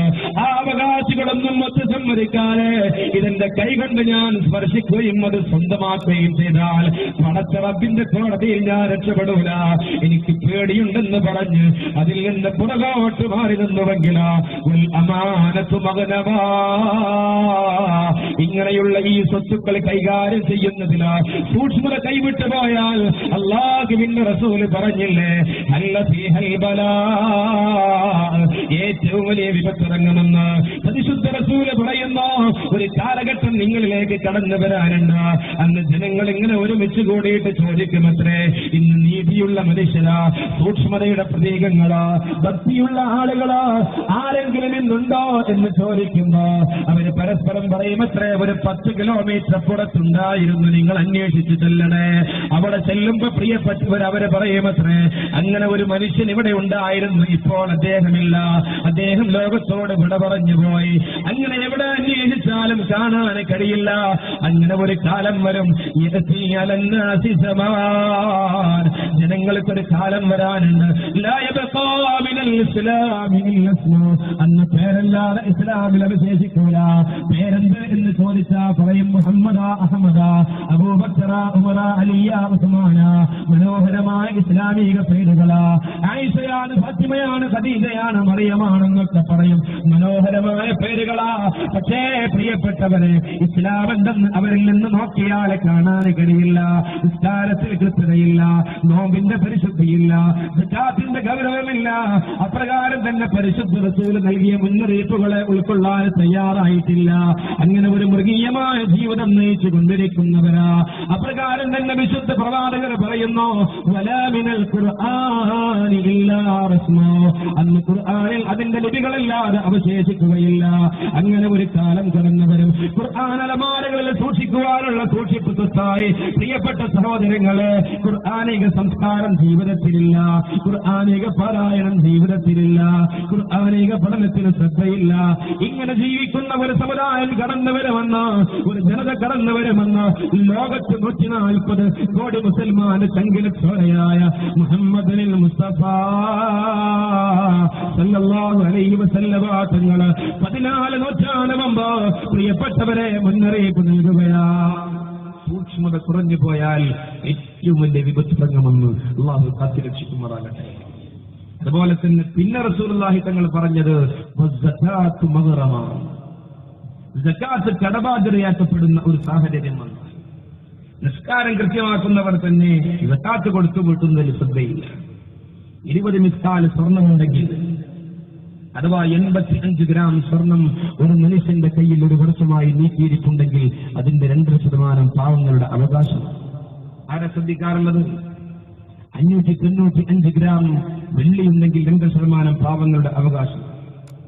അതുപോലെ തന്നെ പൈസയുടെ സക്കാത്ത്, സ്വർണത്തിന്റെയോ വെള്ളിയുടെയോ നിസാബ് ആദ്യം എത്തുന്നത് ഏതാണോ അതിൽ കൃത്യമായി കണക്കാക്കി ഒരു വർഷം കയ്യിലിട്ടുണ്ടെങ്കിൽ 2%. പ്രിയപ്പെട്ടവരെ, 1 ലക്ഷം രൂപയും 2 ലക്ഷവും 10 ലക്ഷവും ഒക്കെ നിക്ഷേപമായുള്ള മനുഷ്യ മക്കളില്ലേ? 1 ലക്ഷം അങ്ങനെയുണ്ടെങ്കിൽ 2500 രൂപ വർഷം തികയുമ്പോ പാവങ്ങൾക്ക് കൊടുത്തില്ല എങ്കിൽ എങ്ങനെ രക്ഷപ്പെടും? കച്ചവടത്തിന്റെ സക്കാത്ത്. പ്രിയപ്പെട്ടവരെ, സ്വർണത്തിന്റെയും വെള്ളിയുടെയും നിസാബ് നോക്കിയിട്ട് ആദ്യമെത്തുന്നത് ഏതാണോ കച്ചവടത്തിന്റെ ആ ചരക്കുകളുടെ സ്റ്റോക്കെടുപ്പ് നടത്തിയിട്ട് അത്രയുമുണ്ടെങ്കിൽ പാവങ്ങൾക്ക് കൊടുക്കാൻ ആരാ തയ്യാറായിട്ടുള്ളത്? അനസ് റളിയല്ലാഹു അൻഹു പറയുന്നുണ്ട്, 3 സന്ദർഭങ്ങൾ വിശുദ്ധ ഖുർആനിനെ അത്ഭുതപ്പെടുത്തിയിട്ടുണ്ട്. ഇതിൽ ഒന്ന് അഖീമുസ് സലാത്ത വആതുസ് സകാത്ത, നിസ്കാരത്തെ നിങ്ങൾ നിലനിർത്തണം, സകാത്തിനെ കൊടുത്തു വിട്ടണം. മറ്റൊന്ന് അത്തീഉല്ലാഹ വഅതീഉർ റസൂൽ, അല്ലാഹുവിനെ അനുസരിക്കണം, അവിടുത്തെ തിരുദൂതരെയും അനുസരിക്കണം. മൂന്നാമത് അനിഷ്കുർ ലീ വലിവാലിദൈക ഇലയ്യൽ മസീർ, എനിക്കും നിങ്ങളെ മാതാപിതാക്കൾക്കും നന്ദി ചെയ്യണം. ഈ 3 സന്ദർഭങ്ങളിലും അള്ളാഹു പരസ്പര ബന്ധിതമായിട്ടാണ് പറഞ്ഞത്. അള്ളാഹുവിനെ അനുസരിക്കണം, പ്രവാചകനെയും അനുസരിക്കണം. ഒരാൾ 100% അള്ളാഹിനെ അനുസരിച്ചു, സുഹൃത്തായി തങ്ങൾ 50% അനുസരിച്ചുള്ളൂ. ഈ അനുസരണയെക്കുറിച്ച് അള്ളാഹിനെ അനുസരിച്ചു എന്ന് പറയൂല. 100%. അതുപോലെ തന്നെ മാതാവിന് നന്ദി ചെയ്യുക, പിതാവിന് നന്ദി ചെയ്യുക, അള്ളാഹുവിന് നന്ദി ചെയ്യുക. അള്ളാഹുവിനോട് 100% കടപ്പാടിന്റെ മാതാപിതാക്കളോട് അത്ര ഇല്ല എങ്കിൽ ഈ കടപ്പാടിനെ കുറിച്ച് യഥാർത്ഥത്തിലുള്ള നന്ദി കടപ്പാട് എന്ന് പറയൂല, അനുസൃതങ്ങൾ പറയുക. അതുപോലെ തന്നെ അഖീമുസ് സലാത്ത വആതുസ് സകാത്ത്, ഒരാള് 5 നേരത്തെ നിസ്കാരം 100% കൃത്യമായി പുലർത്തുന്നു, എന്നാൽ സക്കാത്ത് കൃത്യമായി കൊടുക്കുന്നില്ല, ഈ നിസ്കാരം പോലും സ്വീകരിക്കണമെന്നില്ല. സക്കാത്തിന്റെ സമ്പത്ത് കൊണ്ട് വസ്ത്രം വാങ്ങിയിട്ട് ഭക്ഷണം കഴിച്ചിട്ട് അങ്ങനെ ജീവിക്കുമ്പോ ആ വസ്ത്രം കൊണ്ട് നിസ്കരിക്കുന്ന നിസ്കാരത്തിന് പൂർണ്ണതയുടെ മേഖലയിലേക്ക് കടന്നു വരാൻ കഴിയില്ല. അതായത് ശ്രദ്ധിക്കാറുള്ളത്. അതുകൊണ്ട് അല്ലാഹുവിന്റെ റസൂല് പറഞ്ഞത് വസ്സകാത്തു മഗ്റമ, സക്കാത്ത് കടബാധ്യതയാക്കപ്പെടുന്ന ഒരു സാഹചര്യം ജനങ്ങളിൽ കടന്നു വന്നാൽ ഏറ്റവും വലിയ വിപത്ത് പെയ്തിറങ്ങുന്നതാ. ഇതാ കണ്ടുകൊണ്ടിരിക്കുന്ന പ്രിയപ്പെട്ടവരെ, ഇന്ന് ചൂട് കൂടി വരികയാണ്, മഴ കുറഞ്ഞു വരികയാണ്. എന്തുകൊണ്ട് എന്റെ പ്രിയപ്പെട്ടവരെ അല്ലാഹുവിന്റെ കാരുണ്യത്തിന്റെ മഴ നമ്മിൽ നിന്ന് അകന്നു പോകുന്നതാ? അല്ലാഹു പറഞ്ഞില്ലേ? അല്ലാഹു പറഞ്ഞതായി പരിശുദ്ധ റസൂൽ ഖുദ്സിയായ ഹദീസിലൂടെ പഠിപ്പിച്ചു തരികയാ. മൻ തഖറബ ഇലയ്യ ബിതാഅതി, ആരെങ്കിലും എന്നിലേക്ക് എന്നെ അനുസരിക്കൽ കൊണ്ട് അടുക്കാൻ ശ്രമിച്ചാൽ തഖറബതു ഇലൈഹി ബിറഹ്മതി, എന്റെ കാരുണ്യം കൊണ്ട് ഞാൻ അവരിലേക്ക് അടുക്കുന്നതാണെന്ന് പറഞ്ഞുകൊണ്ടല്ലോ അല്ലാഹുവിന്റെ പൊരുത്തത്തിനായി അവിടുത്തെ തൃപ്തിക്കായി ജീവിതം ക്രമീകരിക്കാൻ അല്ലാഹുവിന്റെ തിരുദൂതർ നൽകിയ മുന്നറിയിപ്പുകൾ അനുസരിച്ചുകൊണ്ട് നന്മയുടെ മാർഗത്തിൽ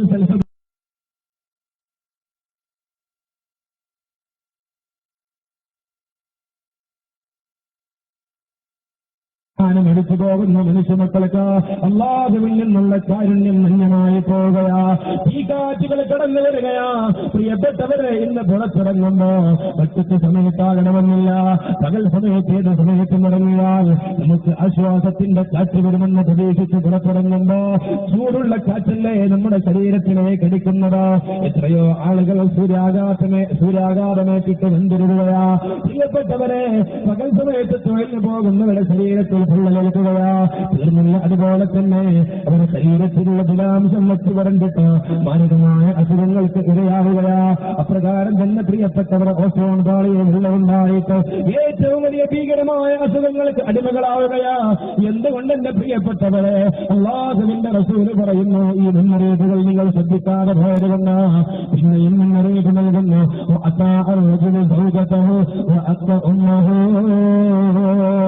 ഭാര്യയ്ക്ക് വേണ്ടി ജീവിതം ക്രമീകരിക്കുന്നു. പ്രിയപ്പെട്ട മാതാവിനെ നിന്ദിച്ചു കളയുന്നു. മാതാവിന്റെ തൃപ്തിക്കനുസരിച്ച് ജീവിതം ക്രമീകരിക്കുന്നില്ല. പിന്നെയും അല്ലാഹുവിന്റെ റസൂല് പറയുകയാ,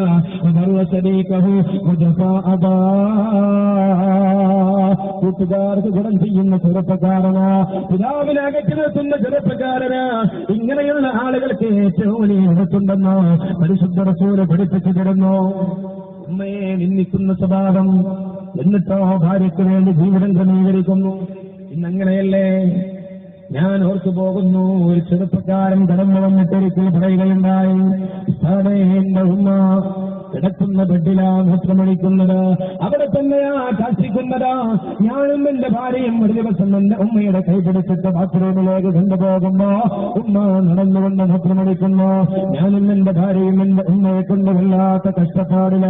നിങ്ങൾ രണ്ടുപേരും ഒരു തീരുമാനമെടുത്തിട്ടുണ്ട്, ഉമ്മയെ വൃദ്ധസദനത്തിൽ കൊണ്ടുപോയി ഏൽപ്പിക്കണമെന്ന്. എന്റെ ഉസ്താദിന്റെ അഭിപ്രായമെന്ന് ചോദിച്ചിട്ട് ആലോചന നടത്താൻ കടന്നു വന്ന ചെറുപ്പക്കാരന്റെ മുഖത്ത് നോക്കിയിട്ട് അവന്റെ കൈപിടിച്ചിട്ട് നെഞ്ചോട് ചേർത്ത് വെച്ചിട്ട്, പ്രിയപ്പെട്ടവരെ, സൂറത്ത് ഇസ്രാഇന്റെ 23-24 വചനമോദിയിട്ട് പറഞ്ഞു, റബ്ബുക അല്ലാ തഅബുദൂ ഇല്ലാ ഇയ്യാഹു വബിൽ വാലിദൈനി ഇഹ്സാനാ ഇമ്മാ യബ്ലുഗന്ന ഇൻദകൽ കിബർ അഹദുഹുമാ ഔ കിലാഹുമാ ഫലാ തഖുൽ ലഹുമാ ഉഫിൻ വലാ തൻഹർഹുമാ വഖുൽ ലഹുമാ ഖൗലൻ കരീമാ واغفر لهما جناح الذل من الرحمة وقل رب ارحمهما كما ربياني صغيرا. സഹോദര, വിശുദ്ധ ഖുർആനിൽ അല്ലാഹു പറയുന്നിടത്തിന് മുന്നേ നീ ശ്രദ്ധിക്കണേ. അല്ലാഹു പറയുന്നു, വഖലാ റബ്ബുക, നിന്റെ രക്ഷിതാവ് വിളിച്ചിരിക്കുന്നു, അല്ലാ തഅബുദൂ ഇല്ലാ ഇയ്യാ, അവനല്ലാതെ ആരാധന അർപ്പിക്കരുതെന്ന്. പിന്നെ പറയുന്നത് എന്തെന്നറിയുമോ?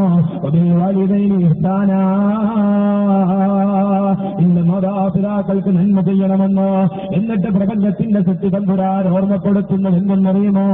ഇമ്മാ യബ്ലുഗന്ന ഇൻദകൽ കിബർ അഹദുഹുമാ ഔ കിലാഹുമാ, നിന്റെ മാതാവും പിതാവും അവർ വാർദ്ധക്യത്തിലെത്തിയാൽ, രണ്ടിൽ ഒരാൾ വാർദ്ധക്യത്തിലെത്തിയാൽ, അതല്ലെങ്കിൽ രണ്ടുപേരും നിന്റെ അരികിൽ വെച്ചിട്ട് പ്രായാധിക്യം കൊണ്ട് കഷ്ടപ്പെടുന്ന അവസ്ഥ വന്നാൽ, ഫലാ തഖുൽ ലഹുമാ ഉഫിൻ, ഇത് സാലിഹൻ വരിവരുടെ എന്തെങ്കിലും വിളിച്ചു പറയുകയല്ല, പ്രപഞ്ചത്തിന്റെ സിത്താവ് പറയുകയാ, ഫലാ തഖുൽ ലഹുമാ ഉഫിൻ, പ്രത്യേകിച്ച് പ്രായമായി കഴിഞ്ഞാൽ അവർക്ക് മുടി വരുന്ന മനസ്സിനെ വേദനിപ്പിക്കുന്ന ഛേ എന്ന് പോലുമുള്ള വാക്ക് പോലും പറയരുത്.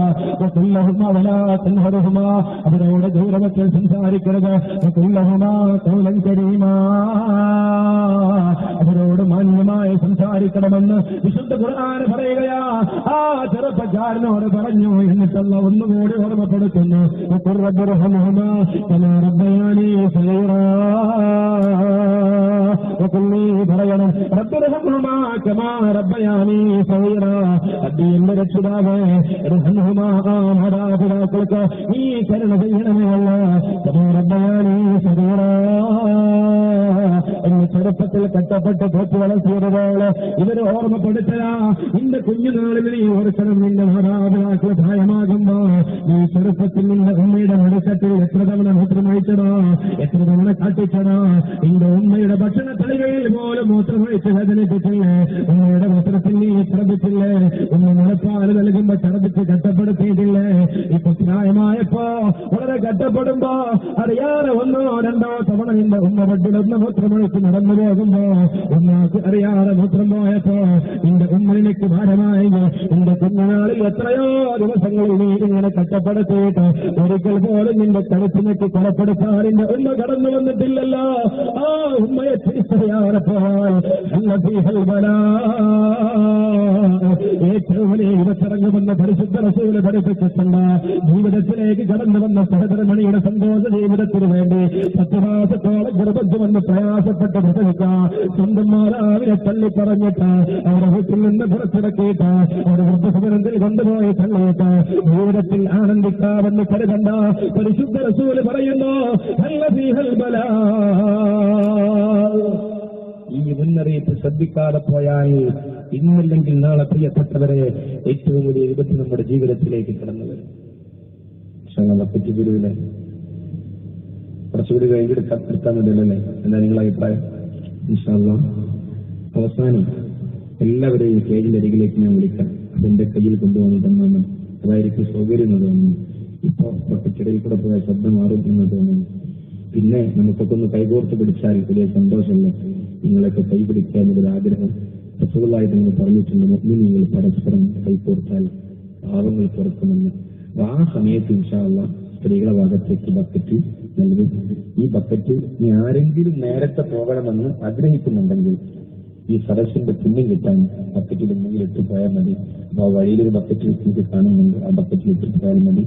ഇൻഷാ അല്ലാഹ് ഞാൻ ആരെയും അവസാനം വരെ ഇരിക്കണമെന്ന് നിർബന്ധിക്കുന്നില്ല. ആർക്കെങ്കിലും നേരത്തെ പോകണമെന്നുണ്ടെങ്കിൽ അങ്ങനെ ചെയ്യണം. കാരണം നിങ്ങൾക്ക് ഇതിന്റെ പുണ്യം കിട്ടണം. പിന്നെ എല്ലാം കഴിഞ്ഞ് ദുആ കഴിഞ്ഞ് പോകുമ്പോഴാണ് ഇതിന്റെ പരിപൂർണ്ണ പ്രതിഫലം നമുക്ക് ലഭിക്കുക. അല്ലാഹു സുബ്ഹാനഹു വ തആല തൗഫീഖ് നൽകി അനുഗ്രഹിക്കുമാറാകട്ടെ. ഞാൻ പറഞ്ഞിടുന്നത് അല്ലാഹുവിന്റെ റസൂൽ സല്ലല്ലാഹു അലൈഹി വസല്ലമ തങ്ങൾ മുന്നറിയിപ്പ് നൽകുക. എന്നാൽ ഇന്ന് മാതാവിന്റെ മനസ്സിനെ വേദനിപ്പിക്കുന്നതിന് മത്സരിക്കുന്ന മക്കളല്ലേ? നിങ്ങൾ കണ്ടില്ലേ പ്രിയപ്പെട്ടവരെ, 10-17 വർഷത്തോളം അന്യനിന്നവർക്ക് കഷ്ടപ്പെട്ട് പൂർത്തിവിടത്തിയ കുഞ്ഞുമോള് മാതാവിന്റെ മുഖത്ത് നോക്കി ഇത് എന്ത് ആരുമല്ല എന്ന് പറഞ്ഞിട്ട് ഏതെങ്കിലും സ്നേഹം അഭിനയിച്ച് വരുന്നവന്റെ കൂടെ ഇറങ്ങിയോടുന്നത്. ഏടത്ത് കണ്ണൂരിൽ വിവാഹത്തിന് വേണ്ടി സ്വർണ്ണാഭരണങ്ങളൊക്കെ ഒരുക്കി വെച്ച് നാട്ടിൽ പിടികൊടുത്തിട്ട് പാവപ്പെട്ട ഒരു കുടുംബത്തിൽ ആ പെൺകുട്ടി മുസ്ലിം സഹോദരന്റെ കൂടെ ഇറങ്ങിയോടി. വിഷയം പ്രശ്നമായി. കോടതിയിൽ വന്നു. കോടതിയിൽ തീർപ്പ് കൽപ്പിച്ചു. അവൾ പറഞ്ഞു അവന്റെ കൂടെ പോയാൽ മതി, മാതാവിനെയും പിതാവിനെയും തള്ളി നിർത്തി. കോടതി പറഞ്ഞു നാട്ടിൽ പിടിപെടുത്തിട്ടുള്ള ഈ സ്വർണ്ണാഭരണങ്ങൾ മാതാപിതാക്കൾക്ക് തിരിച്ചു കൊടുക്കണം. ഈ പ്രഖ്യാപനം കോടതി പറഞ്ഞപ്പോ പിന്നെ അവളോട് ഇഷ്ടമില്ലാതായി. പ്രിയപ്പെട്ടവർ നിരന്തരം പീഡിപ്പിക്കാൻ തുടങ്ങി. അവൾ അവസാനം മാതാപിതാക്കൾ അരികിലേക്ക് തിരിച്ചു വരികയുണ്ടായി. ഇതാണ് എന്റെ പ്രിയപ്പെട്ട പെങ്ങളെ ജീവിതത്തിന്റെ അവസ്ഥ. ഞാൻ ഓർത്തു പോകുന്നു, മലയാള മനോരമയിലെ സ്ത്രീ എന്ന പതിപ്പിൽ അല്പകാലങ്ങൾക്ക് മുമ്പ് അതിന്റെ മുഖചിത്രത്തിൽ ഒരു പതിപ്പിൽ ഒരു പെൺകുട്ടിയുടെ കണ്ണുനീരുറ്റി വീഴുന്ന ഒരു ചിത്രമുണ്ടായിരുന്നു. എന്താ സംഭവം എന്നറിയോ? കോട്ടയം ജില്ലയിൽ നിന്നുള്ള ഒരു പെൺകുട്ടി ജീവിതത്തിലേക്ക് സ്നേഹം അഭിനയിച്ചു വന്ന ഒരു ചെറുപ്പക്കാരന്റെ കൂടെ ഇറങ്ങിപ്പോവുക. മാതാവ് മുന്നിലുണ്ടായിരുന്നു. മാതാവ് പറഞ്ഞു, പൊന്നുമോളെ, നിനക്ക് വേണ്ടി ജ്വല്ലറിയിൽ സ്വർണ്ണാഭരണം പോലും ഏൽപ്പിക്കപ്പെട്ടിട്ടുണ്ട് നിന്റെ പിതാവ്. അതുകൊണ്ട് ഞങ്ങളെ വിട്ടകന്ന് പോകരുത്. മാതാവിനോട് പറഞ്ഞു, നിങ്ങളെയല്ല എനിക്ക് ആവശ്യം, എനിക്ക് ജീവൻ നൽകാൻ, എനിക്ക് സ്നേഹം നൽകാൻ, എനിക്ക് സന്തോഷം നൽകാൻ കടന്നു വന്ന ചെറുപ്പക്കാരനെ എനിക്ക് വേണ്ടത്. അവന്റെ കൈ പിടിച്ചിട്ട് മാതാവിന്റെ മുഖത്ത് നോക്കിയിട്ട് വേദനിപ്പിച്ചിട്ട് തുള്ളിച്ചാടി ഇറങ്ങിപ്പോയി. 1 മാസം സന്തോഷത്തിന്റെ ജീവിതം അവൾക്ക് ലഭിച്ചു. 2ാമത്തെ മാസം ഇവളുടെ ശരീരത്തിലുള്ള സ്വർണ്ണാഭരണങ്ങൾ മുഴുവൻ വിറ്റു. ഇവൻ ജീവിതത്തിന്റെ അടിപൊളി മേഖലയെ തെരഞ്ഞെടുത്തു. 3ാമത്തെ മാസമായപ്പോ സ്വർണ്ണാഭരണങ്ങൾ കഴിഞ്ഞ് പിന്നെ പൈസ ഇല്ലാതെ വന്നപ്പോ ഇവളെ തന്റെ സുഹൃത്തുക്കൾക്ക് വിൽപ്പന നടത്തി ശാരീരികമായ വേഴ്ചയ്ക്ക് വേണ്ടി, എന്നിട്ട് മദ്യപാനത്തിനും അതുപോലെ മയക്കുമരുന്നിനും ഇവൻ പൈസ കണ്ടെത്തി. 6 മാസം കഴിഞ്ഞപ്പോ ബോംബെയിലെ റെസ്റ്റീറ്റിൽ കൊണ്ടുപോയി, ചുവന്ന തെരുവിൽ കൊണ്ടുപോയി 15 ലക്ഷത്തിന് ഇവളെ വിൽപ്പന നടത്താൻ വേണ്ടി കച്ചവടം ഉറപ്പിച്ചു. അപ്പോഴാണ് ഇവൾ ചിന്തിക്കുന്നത്, ഇങ്ങനെയൊന്നും എന്റെ മാതാവ് ചെയ്യില്ലല്ലോ, ഇവൻ മൃഗമാണ്, ഇവൻ മനുഷ്യനല്ല. എന്നിട്ട് അവിടെ നിന്ന് എങ്ങനെയോ ഓടി രക്ഷപ്പെട്ട് ട്രെയിനിൽ കയറി ആരുടെയോ സഹായത്തോടെ കോട്ടയത്തേക്ക് തിരിച്ചെത്തി. മാതാവിന്റെ അരികിലേക്ക് ചെന്നപ്പോ 2 കൈയും കെട്ടി സന്തോഷത്തോടെ എന്നാൽ സങ്കടത്തോടെ സ്വീകരിച്ചപ്പോഴാണ് മാതാവിന്റെ മനസ്സ് തിരിച്ചറിഞ്ഞത്. അപ്പോഴേക്കും ഇവരുടെ ജീവിതത്തിന്റെ ഏറ്റവും വലിയ ഭാഗം നഷ്ടപ്പെട്ടു പോയിരുന്നു. അതാ മാതാവിന്റെ മനസ്സൊന്ന് വേദനിച്ചാൽ ദുനിയാവിൽ വെച്ചുകൊണ്ട് തന്നെ പ്രിയപ്പെട്ടവരെ പടച്ചറപ്പിന്റെ പരീക്ഷണമുണ്ടാകും. അത് ആഖിറത്തിലേക്ക് മാറ്റിവെക്കണമെന്നില്ല. ഏറ്റവും വലിയ ശിക്ഷ ഇറങ്ങും. നിൽക്കണോ ഇസ്രായേലി വംശത്തിലെ ഒരു ചെറുപ്പക്കാരൻ. പ്രിയപ്പെട്ടവരെ, മാതാവിനെ ശുശ്രൂഷിച്ച് ജീവിക്കുന്നവരായിരുന്നു. വേറെ ആരും മാതാവിനില്ല. ഒരിക്കൽ മാതാവിന്റെ അരികിൽ ചെന്നിട്ട് ഈ ചെറുപ്പക്കാരൻ ചോദിച്ചു, ഉമ്മ, ഞാൻ ഹജ്ജിന് പോകട്ടെ, നിങ്ങൾ സമ്മതം നൽകണം. ഉമ്മ പറഞ്ഞു, പൊന്നുമോനെ, നീ ഹജ്ജിന് പോയാൽ പിന്നെ എനിക്ക് സഹായത്തിനും എനിക്ക് ജീവിതത്തിൽ ഒരു താങ്ങിനും ആരും ഉണ്ടാവില്ലല്ലോ. അതുകൊണ്ട് ഇപ്പോൾ പോണ്ട, എന്റെ ജീവിതകാലം കഴിഞ്ഞതിന് ശേഷം പോയാലും മതി. ഈ ചുറുചുറുക്കുള്ള ചെറുപ്പക്കാരൻ ചിന്തിച്ചു, എന്റെ ആരോഗ്യ സമയം ഇപ്പോഴാണ്, ഞാൻ ഹജ്ജിന് പോകേണ്ടതില്ലേ? ഇവിടെ ഇരുന്നാൽ ഉമ്മാടെ തൃപ്തി എനിക്ക് കിട്ടും, ഉറപ്പാ. പക്ഷേ മക്കത്ത് പോയാലല്ലേ എനിക്ക് അള്ളാന്റെ തൃപ്തി കിട്ടുള്ളൂ. അദ്ദേഹം ഇങ്ങനെ ചിന്തിച്ചു, അള്ളാന്റെ തൃപ്തിയാണോ ഉമ്മാടെ തൃപ്തിയാണോ ഏറ്റവും വലുത് എന്ന്. ആ ചെറുപ്പക്കാരൻ അപ്പോൾ തോന്നിയത് ഉമ്മാടെ തൃപ്തിയല്ല, അള്ളാന്റെ തൃപ്തിയാണ്, പ്രപഞ്ചത്തിന്റെ ചട്ടാവിന്റെ തൃപ്തിയാണ്. ഇറങ്ങി പുറപ്പെട്ടു. മാതാവ് സമ്മതിച്ചില്ലെങ്കിലും ഹജ്ജിന് പുറപ്പെട്ടു. നടന്നിട്ടാ പോകുന്നത്. പ്രാർത്ഥനാ വേളകളിൽ പ്രത്യേകമായുള്ള സജ്ജീകരണമുള്ള സ്ഥലങ്ങളിൽ കയറും. രാത്രി നമസ്കാരത്തിന് വേണ്ടി അങ്ങനെയുള്ള സ്ഥലത്ത് കയറി നിസ്കരിച്ചുകൊണ്ടിരിക്കുക. എല്ലാവരും നിസ്കാരം കഴിഞ്ഞു പോയി. പിന്നെയും പ്രാർത്ഥനയിൽ മുഴുകിയിരിക്കുക ഈ ചെറുപ്പക്കാരൻ. ആ ഇടക്ക് ആ നാട്ടിൽ ഏതോ ഒരു വീട്ടിൽ കള്ളം കയറിയപ്പോൾ നാട്ടുകാരൊക്കെ വളരെ ജാഗ്രതയോടുകൂടി കള്ളനെ പിടിക്കാൻ പുറത്തിറങ്ങി. കള്ളൻ അതീവ തന്ത്രശാലിയെ ഓടി പള്ളിയിൽ കയറി. നാട്ടുകാരെല്ലാവരും ഓടി പള്ളിയിലേക്ക് വന്നു കള്ളനെ പിടിക്കാൻ. കള്ളൻ തന്ത്രം ഉപയോഗിച്ചു ഇരുട്ടിന്റെ മറവിൽ മറ്റൊരു വാതിലിലൂടെ ഇറങ്ങി ഓടി. ഇത് നാട്ടുകാരെ ശ്രദ്ധയിൽപ്പെട്ടില്ല. നാട്ടുകാർ പള്ളിയിൽ കയറിയപ്പോ കണ്ടത് ഒരു മനുഷ്യൻ നിസ്കരിക്കുക. നാട്ടുകാർക്ക് വലിയ സന്തോഷമായി, കള്ളനെ കിട്ടിയല്ലോ. ചില കള്ളന്മാർ അങ്ങനെ ഉണ്ടാവുമല്ലോ. പണ്ട് ഒരു കള്ളനെ പിടിക്കാൻ പോലീസ് കൂടെ ഓടിയപ്പോ, പോലീസ് കൂടെ ഉണ്ട് എന്ന് കണ്ടപ്പോ കള്ളൻ അല്ലാഹു അക്ബർ എന്ന് പറഞ്ഞ് കൈയ്യറ്റ്. പോലീസിന് അല്പം ഭക്തിയുള്ള ആളാണ്, അയാളെ വെയിറ്റ് ചെയ്ത് നിൽക്കാണ്. ഈ കള്ളനെ നിസ്കാരം കഴിഞ്ഞിട്ട് പിടികൂടിയാൽ മതി. ഈ കള്ളനുണ്ടോ സലാമോട്ടം ഇടയ്ക്ക് ഇങ്ങനെ കണ്ണുകൊണ്ട് നോക്കാണ് വലതു ഭാഗത്തേക്ക് ഇടതു ഭാഗത്തേക്കും. പോലീസ് പോയോ സലാമോട്ടാൻ വേണ്ടിയിട്ട്. ഇങ്ങനെ ചില കള്ളന്മാരുണ്ടോ? ഇങ്ങനെയുള്ള കള്ളനാണെന്ന് കരുതി നാട്ടുകാർ ആ മനുഷ്യനെ പിടിച്ചു. ഇന്നാലില്ല, ചെറുപ്പക്കാരന്റെ 2 കാലുകളും മുറിച്ചെടുത്തു. നാട്ടുകാർ ഉച്ചത്തിൽ വിളിച്ചു പറഞ്ഞു, എടാ, ഏതെങ്കിലും വീട്ടിൽ കടന്നിട്ടോ കക്കാൻ ഈ കാലുകളെ ഉപയോഗപ്പെടുത്തുമടാ. 2 കൈകളും മുറിച്ചെടുത്തു. ഈ കൈകളെ കൊണ്ട് മോഷ്ടിക്കാൻ കടന്നു വരുമടാ. 2 കണ്ണുകളും ചൂന്നെടുത്തോ. പ്രിയപ്പെട്ടവരെ, എന്നിട്ട് പറയുന്നു, ഈ കണ്ണുകളെ കൊണ്ട് മോഷ്ടിക്കാൻ ഏതെങ്കിലും വീട്ടിലേക്ക് നീ കടന്നു വരുമടാ. എന്നിട്ടും ദേഷ്യം തീരാതെ ഒരു പലക കൊണ്ട് വന്നിട്ട് നാട്ടുകാരാ പലകയുടെ മുകളിൽ ഈ ചെറുപ്പക്കാരനെ കിടത്തി. ആ ചെറുപ്പക്കാരന്റെ ശരീരത്തിൽ നിന്ന് രക്തമൊലിക്കുന്നുണ്ട്. പലക ചുമന്നിട്ട് നാട്ടുകാരെ വിളിച്ചു പറഞ്ഞു. ഒരു വിലാപയാത്ര പോലെ സഞ്ചരിക്കുകയാ. നാട്ടുകാര് സർവരും നോക്കി നിൽക്കുകയാ. അവരെ വിളിച്ചു പറയുന്നു, നാട്ടുകാരെ കണ്ടോളോ, ഇനി ആർക്കെങ്കിലും ഏതെങ്കിലും വീട്ടിൽ മോഷ്ടിക്കാൻ ആഗ്രഹമുണ്ടോ, കൊതിയുണ്ടോ, മോഷ്ടിച്ചോളൂ, ഇതായിരിക്കും അനുഭവം എന്ന് പറഞ്ഞ് കട്ടവന്റെ ശിക്ഷയാ എന്ന് പറഞ്ഞിട്ട് വിളിച്ചു പറയുമ്പോ പലകയുടെ മുകളിൽ നിന്ന് നാവിനെ മുറിക്കാത്തത് കൊണ്ട് ആ ചെറുപ്പക്കാരൻ പറഞ്ഞു വെച്ച സഹോദരങ്ങളെ, നിങ്ങൾ അങ്ങനെ പറയല്ല. ഞാനൊരു വീട്ടിലും കയറി മോഷ്ടിച്ചിട്ടില്ല, ഞാനൊരാളെ മുതലും കട്ടിട്ടില്ല. നിങ്ങൾ പറയേണ്ടതോ കട്ടവനുള്ള ശിക്ഷ എന്നല്ല പറയേണ്ടതോ ഉമ്മയുടെ മനസ്സ് വേദനിപ്പിച്ചവനുള്ള ശിക്ഷ എന്ന് പറഞ്ഞോളൂ എന്ന് ആ പലകയുടെ മുകളിൽ നിന്ന് ചെറുപ്പക്കാരൻ വിളിച്ചു പറയുമ്പോ ആരോ പലകയുടെ മുകളിലേക്ക് എത്തി നോക്കിയത്രേ. നാട്ടിലെ ഏറ്റവും നല്ല ചെറുപ്പക്കാരനാ, ധർമ്മനിഷ്ഠയുള്ള ചെറുപ്പക്കാരനാ, ഇസ്ലാമിക സംസ്കാരമുള്ള ചെറുപ്പക്കാരനാ, അള്ളാനെ പേടിച്ച് ജീവിക്കുന്ന ചെറുപ്പക്കാരനാ. പലക താഴോട്ടിറക്കി വെച്ചു. എല്ലാവരും കരയാൻ തുടങ്ങി. കരഞ്ഞിട്ട് പറഞ്ഞു, സഹോദരാ, ഞങ്ങൾക്ക് അബദ്ധം സംഭവിച്ചു, മാപ്പാക്കണേ. ഞങ്ങൾക്ക് തെറ്റ് സംഭവിച്ചു, മാപ്പാക്കണേ. ആര് മാപ്പ് ചോദിച്ചിട്ടെന്താ? കണ്ണുകളാരാ കൊടുക്കുക, കാലുകളാരാ തിരിച്ചു കൊടുക്കുക, കൈകളാരാ തിരിച്ചു കൊടുക്കുക? എന്റെ പ്രിയപ്പെട്ട പെങ്ങള്, എന്റെ പ്രിയപ്പെട്ട ചെറുപ്പക്കാരാ, ഏതെങ്കിലും ആളുകളെ ഇഷ്ടപ്പെട്ടിട്ട് സ്വന്തം മാതാവിന്റെ മനസ്സ് വേദനിപ്പിച്ചിട്ട് വീട് വിട്ടിറങ്ങിയാൽ 1 2 ദിവസവും നിന്റെ ജീവിതത്തിൽ സന്തോഷമുണ്ടെങ്കിലോ അടുത്ത ദിവസം തൊട്ട് നിന്റെ ജീവിതത്തിൽ കട്ടപ്പാട് കടന്നു വരികയാ. അങ്ങനെ അവസാനം നിന്റെ കൂട്ടുകാരൻ അഥവാ നിന്റെ ജീവിതത്തിലേക്ക് കടന്നു വന്ന കൂട്ടുകാര് ജീവിതത്തെ തള്ളി പറഞ്ഞിട്ടോ ആരാളുമില്ലാതെ ഏകനായി കടന്നു വരുമ്പോ ഒരു പക്ഷേ നിന്റെ ജീവിതം പിറ്റി ചീന്തപ്പെട്ടിട്ടുണ്ടായിരിക്കും. നാട്ടുകാര് പറയും, നല്ലൊരു പെൺകുട്ടിയായിരുന്നോ, എന്തുണ്ടായിട്ടെന്താ ഇല്ല നഷ്ടപ്പെട്ടില്ലേ എന്ന് പറഞ്ഞിട്ടൊന്നും കാര്യമില്ല. ഈ ചെറുപ്പക്കാരും സംഭവിച്ചത് പറഞ്ഞത് തന്നെയാ. എന്റെ പ്രിയപ്പെട്ട പെങ്ങളെ, ഗൗരവത്തോടെ ചിന്തിക്കണേ. മാതാവിന്റെ മനസ്സൊന്ന് വേദനിച്ചാൽ നല്ല ഫീഹൽ ബലാ, ഏറ്റവും വലിയ വിപത്തിറങ്ങുന്നതാ. മുന്നറിയിപ്പ് പരിശുദ്ധ റസൂല് നൽകുകയാ. അപ്രകാരം തന്നെ കേൾക്കണോ പ്രിയപ്പെട്ട സഹോദര സഹോദരിമാരെ. ഈ ചെറുപ്പക്കാരൻ പിന്നെ ഏകനായി ആരാരുമില്ല സഹായിക്കാൻ, പിന്നെ യാചിച്ചുകൊണ്ടാ ജീവിക്കുന്നതോ. ഓരോ വീട്ടിലും കടന്നു ചെല്ലും. അങ്ങനെ ഒരു ദിവസം ഒരു വീട്ടിലെത്തി. ആ വീട്ടിലുള്ള ആളുകളോട് വിളിച്ചു ചോദിച്ചു, ഒരു പാവപ്പെട്ട സഹോദരൻ വന്നിട്ടുണ്ട്, സഹായിക്കുമോ? വീടിന്റെ അകത്തു നിന്ന് ഒരു സ്ത്രീ പറയുന്നു, ഇവിടെ ഈ സ്ത്രീ മാത്രമാണുള്ളത്, നിന്നെ സഹായിക്കാൻ ഇവിടെ പുരുഷന്മാരില്ല. ഈ ചെറുപ്പക്കാരൻ പറഞ്ഞു, നിങ്ങളെ ഞാൻ കാണൂല, എനിക്ക് രണ്ട് കണ്ണുകളില്ല. ആ സ്ത്രീ അല്പം അരികിലേക്ക് അടുത്ത് വന്നു, കൈകൾ നീട്ടിത്തരാൻ പറഞ്ഞു. ചെറുപ്പക്കാരൻ പറഞ്ഞു, എനിക്ക് രണ്ട് കൈകളില്ല. പിന്നെ പറഞ്ഞു, ഒന്നുകൂടി ചേർന്ന് നിൽക്കുമോ, എന്നാൽ സഹായിക്കാമെന്ന്. എനിക്ക് രണ്ട് കാലുകളുമില്ല.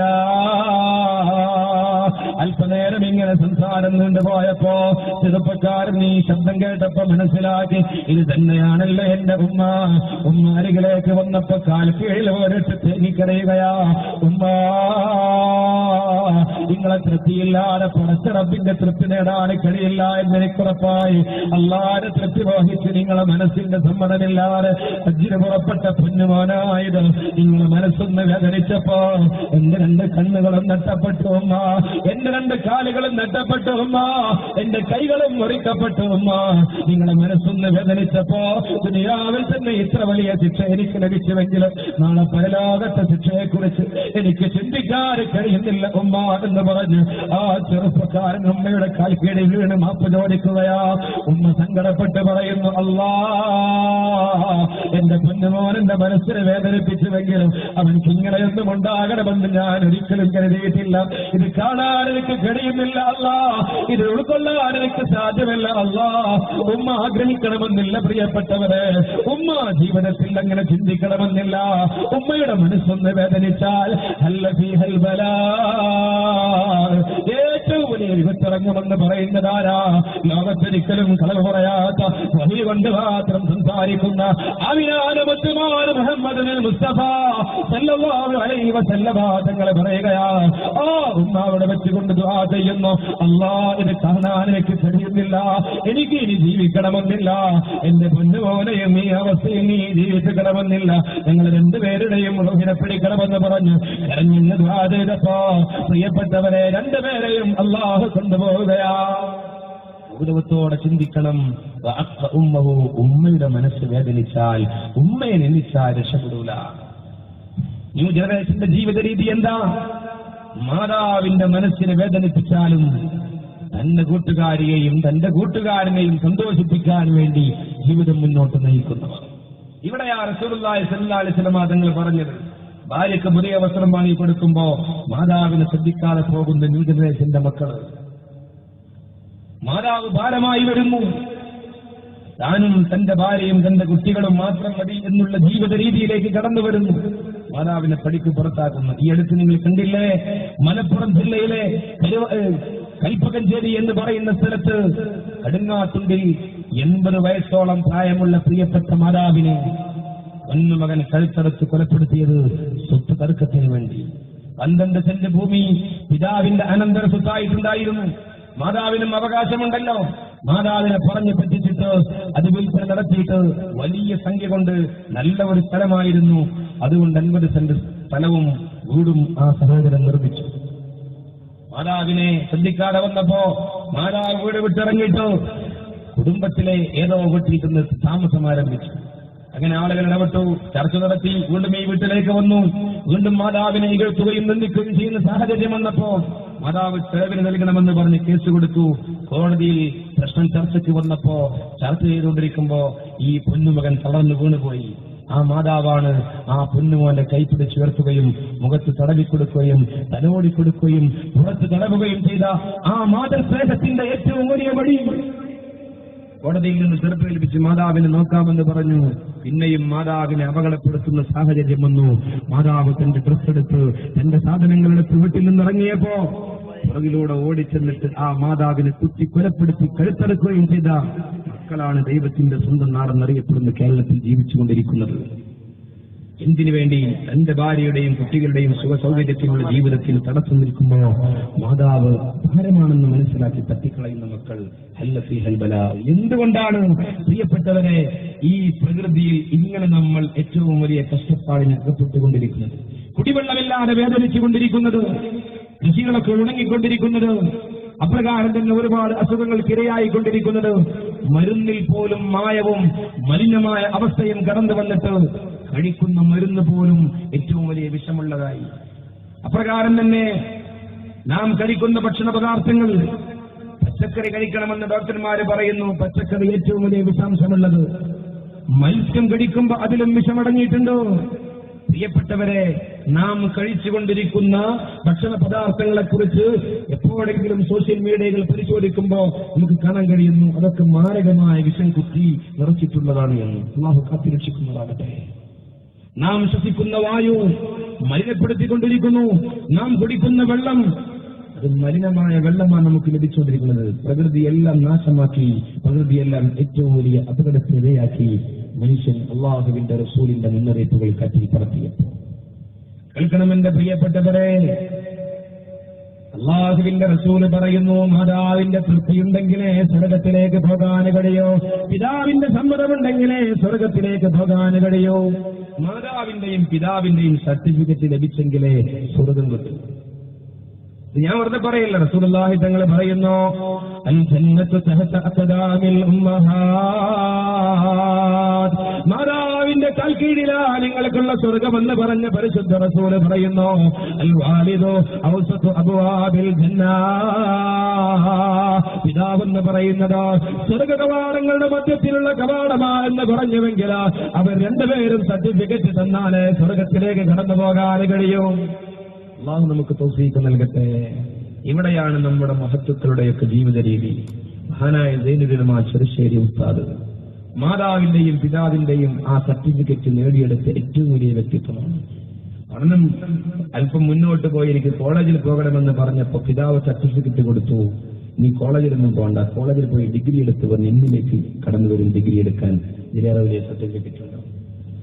മഹാനായ ചെറുശ്ശേരി ഉസ്താദിനെ നമ്മളൊക്കെ വിളിച്ചത് സൈനുൽ ഉലമ എന്ന്. പണ്ഡിതന്മാരുടെ അഴക്, പണ്ഡിതന്മാരുടെ ശോഭ എന്നൊക്കെ പറയും.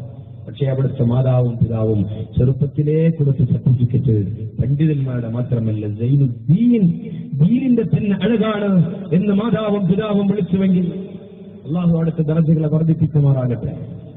എന്തുകൊണ്ട് എന്റെ പ്രിയപ്പെട്ടവരെ, ആ ഒരു അർത്ഥതലങ്ങളിലേക്ക് നമ്മുടെ നായകന്മാരെ വഴി കാണിച്ചപ്പോ ആ വഴിയിലൂടെ കടന്നു പോകാൻ നമുക്ക് സാധിക്കണം. അല്ലാഹു തൗഫീഖ് നൽകട്ടെ.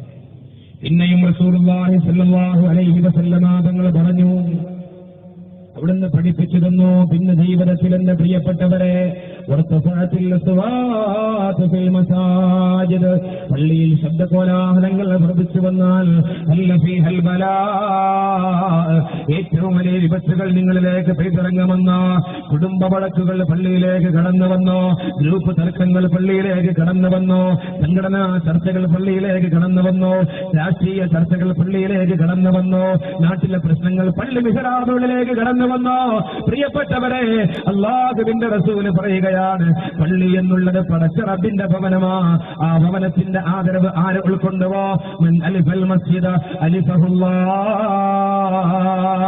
ആരെങ്കിലും പള്ളിയോട് ഇണങ്ങിയാൽ അവനോട് അല്ലാഹു ഇണങ്ങി എന്ന് വിശുദ്ധ പ്രവാചകർ പറയുകയാണ്. പള്ളിയോട് പിണങ്ങിയാലോ അല്ലാഹു അവനോട് പിണങ്ങുന്നതാ. അഹബ്ബുൽ ബിലാദി ഇലല്ലാഹ്, ഈ ഭൂമികളിൽ അല്ലാഹുവിന്റെ നാടുകളിൽ അല്ലാഹുവിന് ഏറ്റവും ഇഷ്ടമുള്ളത് പള്ളികളാണ്. വഅബ്ഗദുൽ ബിലാദി ഇലല്ലാഹി മസാ വഅബ്ഗദുൽ ബിലാദി ഇലല്ലാഹി അസ്വാഖുഹാ, അല്ലാഹുവിന്റെ നാടുകളിൽ ഏറ്റവും ദേഷ്യമുള്ളത് അങ്ങാടികളാണ്.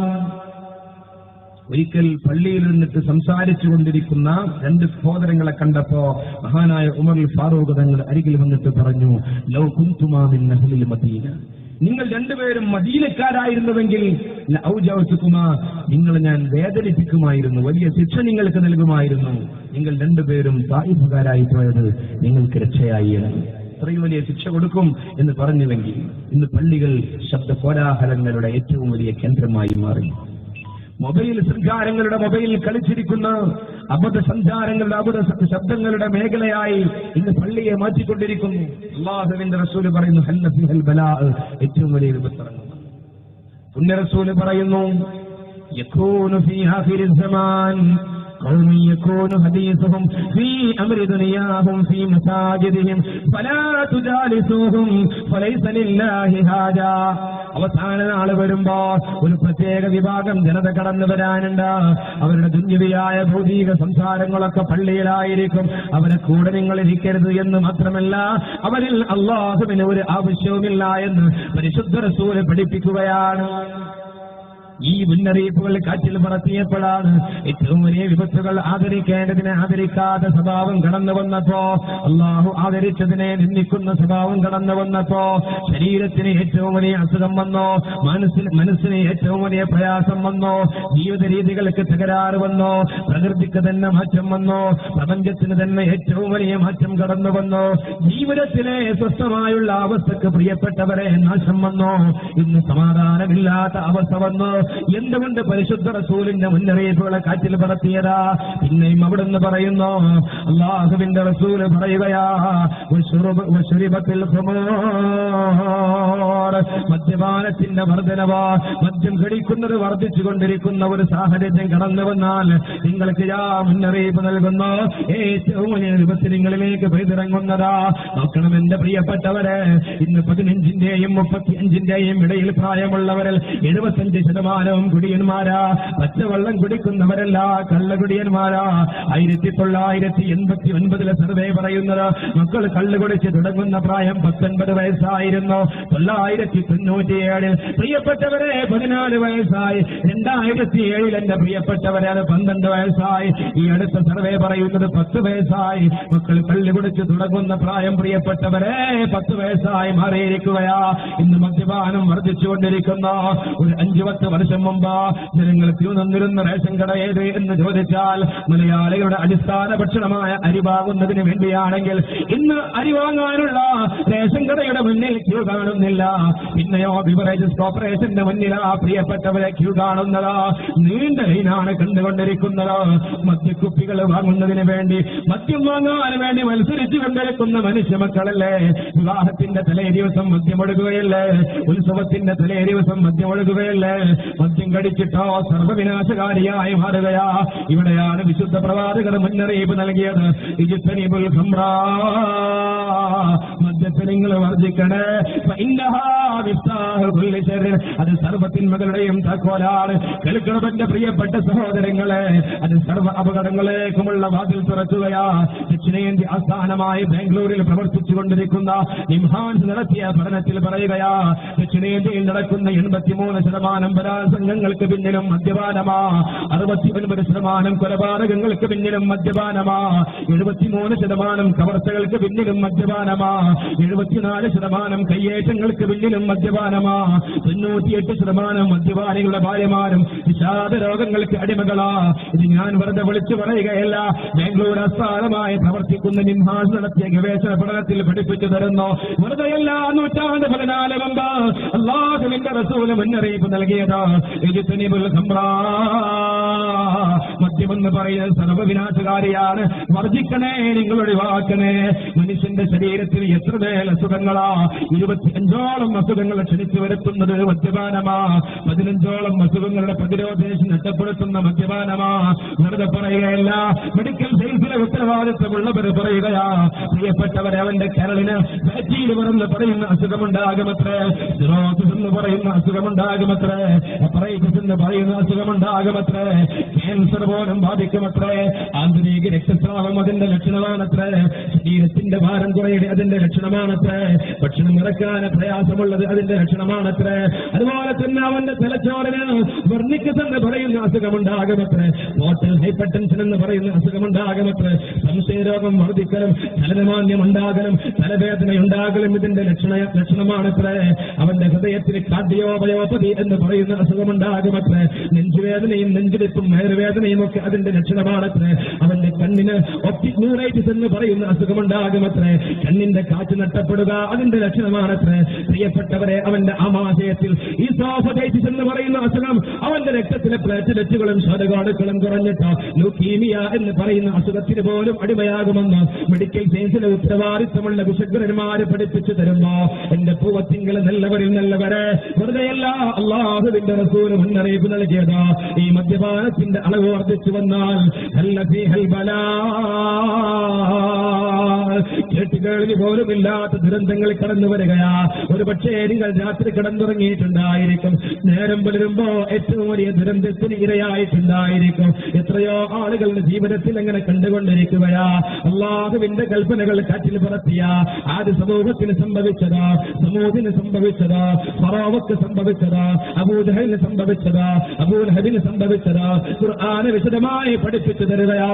അലം തറ കൈഫ ഫഅല റബ്ബുക ബിആദ് ഇറമ ദാത്തിൽ ഇമാദ് വസമൂദ الذين جابوا الصدر بالواد الذين طغوا في البلاد وفرعون ذي الاوتاد فاكثروا فيها الفساد. വിശുദ്ധ ഖുർആൻ ഇങ്ങനെ എണ്ണി പരിചയപ്പെടുത്തുന്നു. ഹൂദ് നബിയെ നിയോഗിച്ച ആദ്യ സമൂഹമുണ്ടല്ലോ, അവരെ കൊണ്ട് അള്ളാഹ് പ്രവർത്തിച്ചത് എന്തെന്ന് നിങ്ങൾക്കറിയുമോ? ശക്തന്മാരായിരുന്നു, മല്ലന്മാരായിരുന്നു, അക്കാലഘട്ടത്തിലെ ഏറ്റവും വലിയ ശക്തിയുള്ളവരായിരുന്നു. പടച്ച റബ്ബിന്റെ കൽപ്പനകൾ കാറ്റിൽ പറച്ച് പ്രവാചകന്റെ മുന്നറിയിപ്പുകൾ കണ്ടില്ല എന്ന് നടിച്ചോ. അവർ കള്ള കൊടുത്ത ശിക്ഷയുണ്ടെന്നറിയുമോ? അവർ കിടന്നിറങ്ങുമ്പോ പ്രശ്നമില്ല.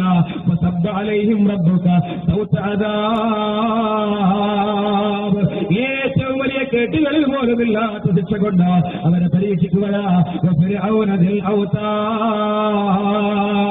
ആണിക്കാരനായ ഫറോവയെ കുറിച്ച്, അതുപോലെ തന്നെ പാറക്കല്ലുകൾ തുറന്നുണ്ടാക്കി വീടുകൾ നിർമ്മിച്ചിരുന്ന സമൂത് ഗോത്രത്തെ കുറിച്ച് കേൾക്കണം. ലോകം ഇതൊക്കെ പരിചയപ്പെടുത്തിയിട്ടുണ്ടെങ്കിൽ മുന്നറിയിപ്പുകൾ ശ്രദ്ധിക്കാതെ പോയ ആളുകൾക്ക് ഏറ്റവും വലിയ വിപത്ത് പെയ്തിറങ്ങിയിട്ടുണ്ട്.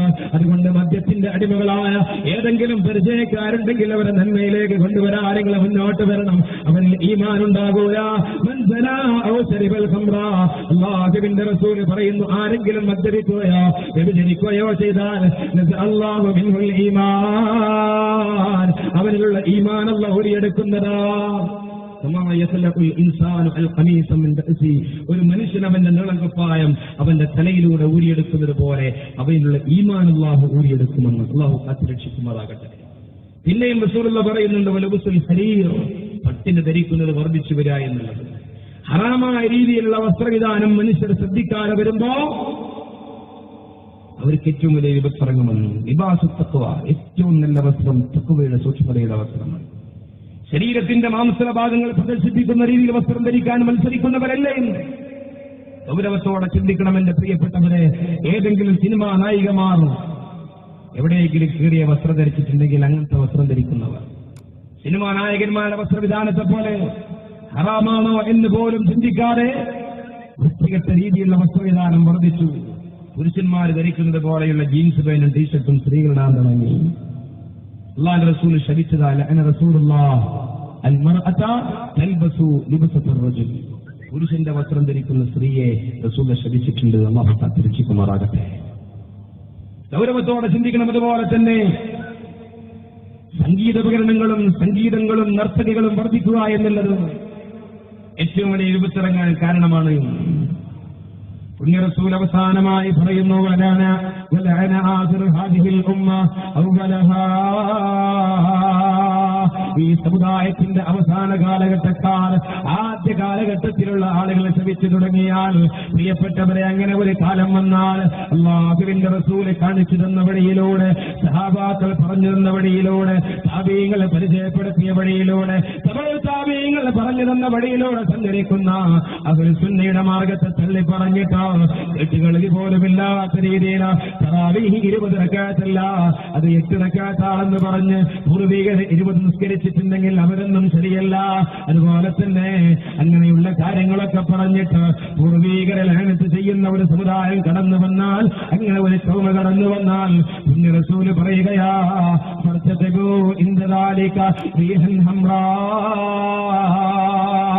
ഏറ്റവും വലിയ വിപത്ത് നിങ്ങൾ പ്രതീക്ഷിക്കണമെന്ന, ഈ കാറ്റുകൾ നിങ്ങളിലേക്ക് കടന്നു വരുമെന്ന. പ്രിയപ്പെട്ടവരെ, ഇങ്ങനെയുള്ള വിപത്തുകളെ തടഞ്ഞു നിർത്താനുള്ള വല്ല വഴിയുമുണ്ടോ എന്ന് പരിശുദ്ധ റസൂലിനോട് ചോദിച്ചപ്പോ, ഈ മുന്നറിയിപ്പുകളിൽ നിന്ന് രക്ഷ നേടാനുള്ള വഴിയുണ്ടോ എന്ന് ചോദിച്ചപ്പോ, ഇങ്ങനെയുള്ള വലിയ വിപത്തുകളെ തടഞ്ഞു നിർത്താനുള്ള അതിശക്തമായ പരിചയമുണ്ടോ എന്ന് ചോദിച്ചപ്പോ അവിടുന്ന് പറയുന്ന മുന്നറിയിപ്പുകൾ നിങ്ങൾ ശ്രദ്ധിക്കണം. ഇന്ന് മറ്റൊരു വഴി പറഞ്ഞു തരാം. ഏറ്റവും വലിയ ശക്തിയുള്ളത് ഏതെന്ന് ചോദിച്ചപ്പോ അല്ലാഹുവിന്റെ റസൂല് പറഞ്ഞു കൊടുക്കുകയാണ്, ഇരുമ്പിന് നല്ല ശക്തിയുണ്ടെന്നാ. ഇരുമ്പിനെ തോൽപ്പിക്കുന്ന ശക്തിയുണ്ടോ? തീയിനെ ഇരുമ്പിനെ തോൽപ്പിക്കാൻ കഴിയും. തീയിനെയും തോൽപ്പിക്കുന്ന ശക്തിയുണ്ടോ?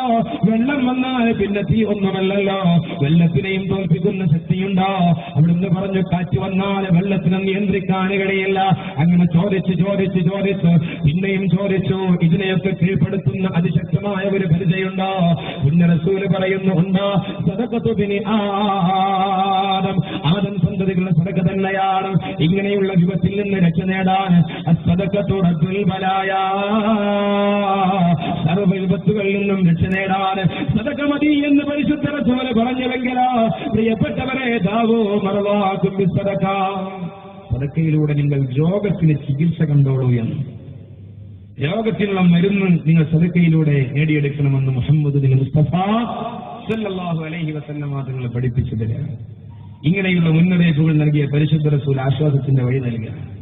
പ്രിയപ്പെട്ടവരെ, ഞാൻ ഓർത്തുപോകുന്നു, ഞാൻ പാലക്കാട് ജില്ലയിലെ പട്ടാമ്പിയിൽ ജോലി ചെയ്യുമ്പോൾ ഒരു വെള്ളിയാഴ്ച കമ്മിറ്റിക്കാര് യോഗം കൂടി എന്നോട് പറഞ്ഞു, ഈ റമദാനിന് മുമ്പ് പള്ളിയിൽ കാർപ്പറ്റ് പിരിക്കണം, അതിന് പൈസ പിരിക്കണം. ഇന്നൊന്ന് പറഞ്ഞാൽ മതി, അടുത്ത ആഴ്ച നമുക്ക് പിരിക്കാം. ഇതൊന്നും ജനങ്ങൾ അറിയിച്ചാൽ മതി. ഞാൻ പള്ളിയിൽ പറഞ്ഞു, അള്ളാഹുവിന്റെ ഭവനത്തിൽ കാർപ്പറ്റ് വിരിക്കുന്നതിന്റെ പ്രാധാന്യത്തെക്കുറിച്ച്. അതുകൊണ്ട് എല്ലാവരും സഹകരിക്കും. ജുമാ കഴിഞ്ഞിട്ട് അവിടുത്തെ ഒരു ഹാജിയുടെ റൂമിൽ വന്നിട്ട് ചോദിച്ചു, എത്ര രൂപ വരും കാർപ്പറ്റ് വിരിക്കാൻ എന്ന് ചോദിച്ചു. ഞാൻ പറഞ്ഞു, എനിക്കറിയില്ല, അത് അന്വേഷിക്കാൻ. ആ ഹാജിയെ പറഞ്ഞു, ഇനി ഞാൻ കിഡ്നി പേഷ്യന്റാണ്, കിഡ്നിയുടെ അസുഖമുള്ള ആളാണ്, ഡയാലിസിസ് നടത്തണമെന്ന് ഡോക്ടർമാർ പറഞ്ഞിട്ടുണ്ട്. എനിക്കതിൽ നിന്ന് രക്ഷ കിട്ടണം. അള്ളാന്റെ പള്ളിയിലേക്ക് എത്ര പൈസ കൊണ്ട് കാർപ്പറ്റ് വിരിക്കാനുണ്ടെങ്കിൽ മുഴുവൻ പൈസ ഞാൻ തരാം. ആ മനുഷ്യൻ കൂടെ വന്നിട്ട് അന്വേഷിച്ചു. ഏകദേശം 1,00,000 രൂപയുടെ അടുത്ത് വേണ്ടി വന്നു. മുഴുവനും ആ മനുഷ്യൻ തന്നു. ഇന്ന് ഏകദേശം 5 വർഷമായി ആ കാർപ്പറ്റ് വിരിച്ചിട്ട്. ഇന്നേ വരെ ആ മനുഷ്യൻ ഡയാലിസിസ് നടത്തിയിട്ട് കഷ്ടപ്പെടേണ്ടി വന്നിട്ടില്ല. എന്തുകൊണ്ട്? അസ്സദഖത്തു റബ്ബുൽ ബലായ. പരിശുദ്ധ റസൂൽ ഒരിക്കൽ പറയുകയുണ്ടായി, 7 കാര്യങ്ങൾ ഇങ്ങനെ ഒരു അടിമയിലേക്ക് ഒഴുകി വരും. അവൻ മരണപ്പെട്ടിട്ട് കബറിൽ കിടക്കുന്ന സന്ദർഭത്തിൽ 7 കാര്യങ്ങൾ കബറിലേക്ക് ഒഴുകി വരുമെന്ന വലിയ മുന്നറിയിപ്പുകൾ നൽകിയ വിശുദ്ധ പ്രവാചകർ ആശ്വാസത്തിന്റെ മാർഗം പറഞ്ഞു തരുകയാ. ഏതാണ് കബറിലേക്ക് ഒഴുകി വരുന്ന പ്രവർത്തനമെന്നറിയുമോ? മംബനാലില്ലാഹി മസ്ജിദാ. ഒന്നാമതായി പറഞ്ഞു തരുന്നു, അള്ളാഹുവിന്റെ മാർഗത്തിൽ അള്ളാഹ്ക്ക് വേണ്ടി ഒരു പള്ളി നിർമ്മിച്ചാൽ അവന്റെ കബറിലേക്ക് ഒഴുകി വരും. ആ പള്ളിയിൽ ആര് നിസ്കരിക്കുന്നുവോ കബറിലേക്ക് അതിന്റെ പ്രതിഫലം കടന്നു വരും. ആ പള്ളിയിൽ ആര് ഇരിക്കുന്നുവോ കബറിലേക്ക് ഒഴുകി വരും. ആ പള്ളിയിൽ ആര് ദിക്ർ ചെല്ലുന്നുവോ ഇവന്റെ കബറിലേക്ക് ഒഴുകി വരും. ആ പള്ളിയിൽ ആര് സലാത്ത് ചെല്ലുന്നുവോ ഇവന്റെ കബറിലേക്ക് ഒഴുകി വരും. ആ പള്ളിയിൽ ആര് നന്മ പറയുന്നുവോ കബറിലേക്ക് ഒഴുകി വരും. അല്ലാഹുവിന്റെ റസൂൽ പറയുന്ന കബറിലേക്ക് ഒഴുകി വരുന്ന ഏറ്റവും നല്ല പ്രവർത്തനമാ. ഇതിൽ പ്രചോദിതരായിട്ടാണ് നമ്മുടെ പൂർവീകരായ ആളുകള് പള്ളി നിർമ്മിക്കാൻ മുന്നോട്ട് വന്നതാ. അവർ സമാധാനമായി പള്ളി നിർമ്മിക്കാൻ കടന്നു വന്നതാ. അവരുടെ ഒരു ദിവസത്തെ വേതനം കൊടുത്തതാ, 1 മാസത്തെ ശമ്പളം കൊടുത്തതാ, അത് പടിപടിയായി കൊടുത്തിട്ട് പള്ളികൾ നിർമ്മിച്ചതാ. ആ പള്ളിയിൽ നിന്ന് ഖിയാമം വരെ വാങ്ങിന്റെ ധ്വനി ഇങ്ങനെ കേട്ടുകൊണ്ടിരിക്കുമ്പോ കബറിലേക്ക് ഇങ്ങനെ പ്രതിഫലം ലഭിച്ചു കൊണ്ടിരിക്കുകയാ. അല്ലാഹുവേ, ഞങ്ങളുടെ ജീവിതത്തിലും അങ്ങനെ വഴിയാക്കണേ അല്ലാ. രണ്ടാമത് പുണ്യ റസൂൽ പറയുകയാ, ആരെങ്കിലും ഒരു മുസ്തഹബിനെ അനന്തരമാക്കിയാൽ അഥവാ ഖുർആനിനെ അനന്തരമാക്കിയാൽ എന്ന് പറഞ്ഞാൽ ഖുർആനിന്റെ പാരായണത്തെ, ഖുർആനിന്റെ സംസ്കാരത്തെ, ഖുർആനെ പഠിപ്പിക്കുന്ന മാർഗത്തെ ആരെങ്കിലും സഹായിച്ചാൽ, മദ്രസയുടെ നിലനിൽപ്പിന് വേണ്ടി സഹായിച്ചാൽ, അതുപോലെ തന്നെ പ്രിയപ്പെട്ടവരെ മദ്രസയുടെ നിലവാരം ഉയർത്തുന്നതിന് സഹായിച്ചാൽ, പള്ളിയിൽ ഇസ്ലാമിക കാര്യങ്ങൾ കൃത്യമായി നടക്കാൻ സഹായിച്ചാൽ, അങ്ങനെയുള്ള കാര്യങ്ങളിലൊക്കെ മുന്നോട്ട് വന്നാൽ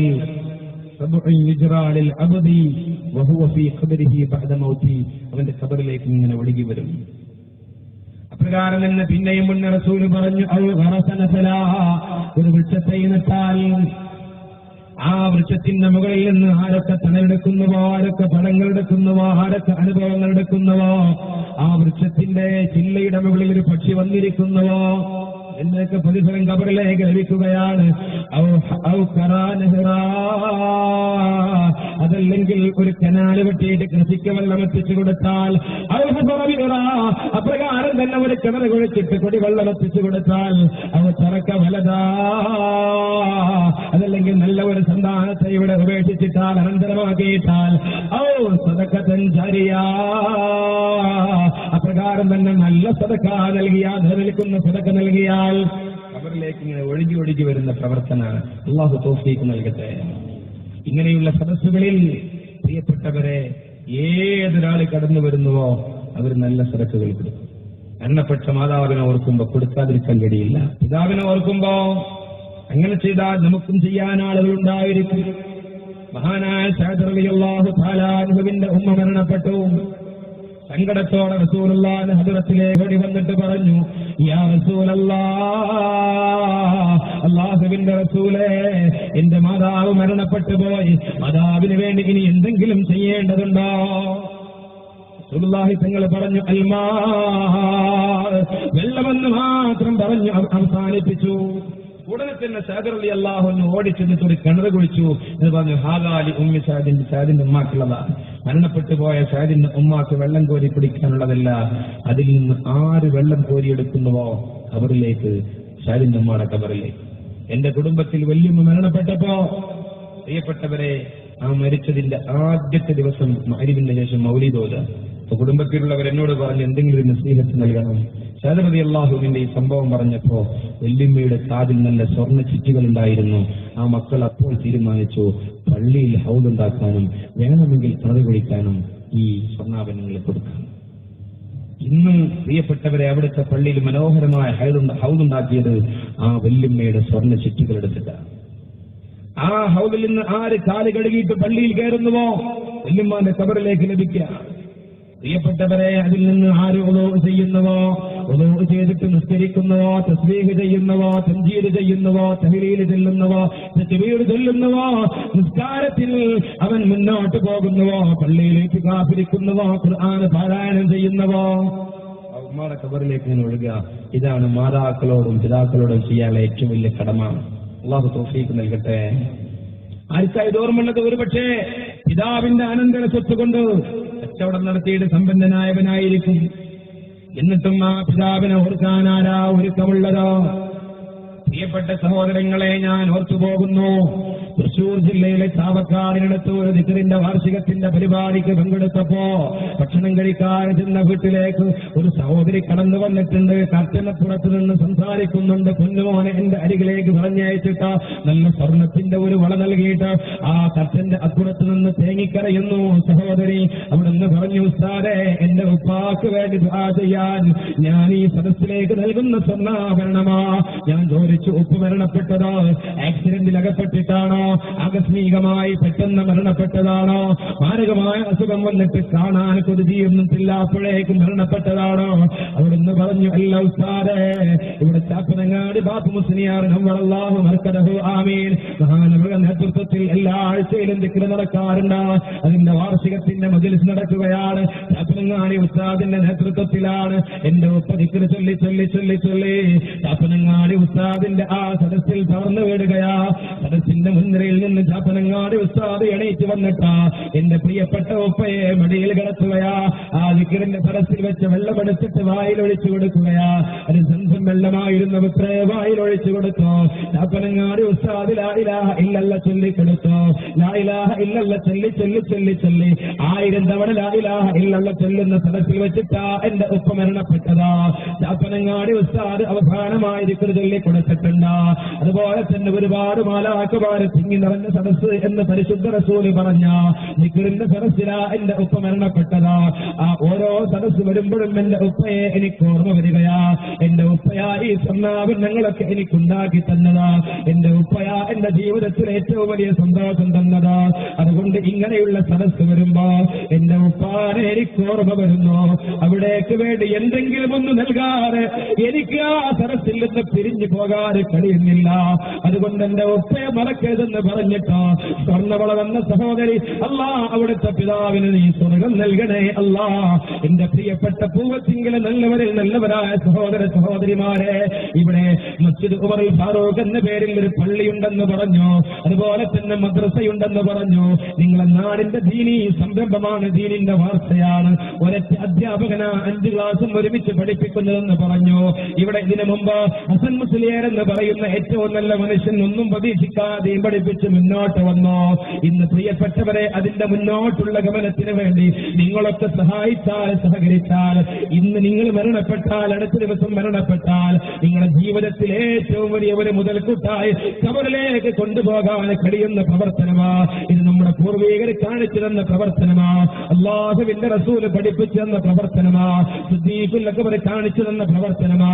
ഒരിക്കൽ അല്ലാഹുവിന്റെ റസൂല് സഹാബാക്കളോട് പറയുന്നു, സഹാബാ,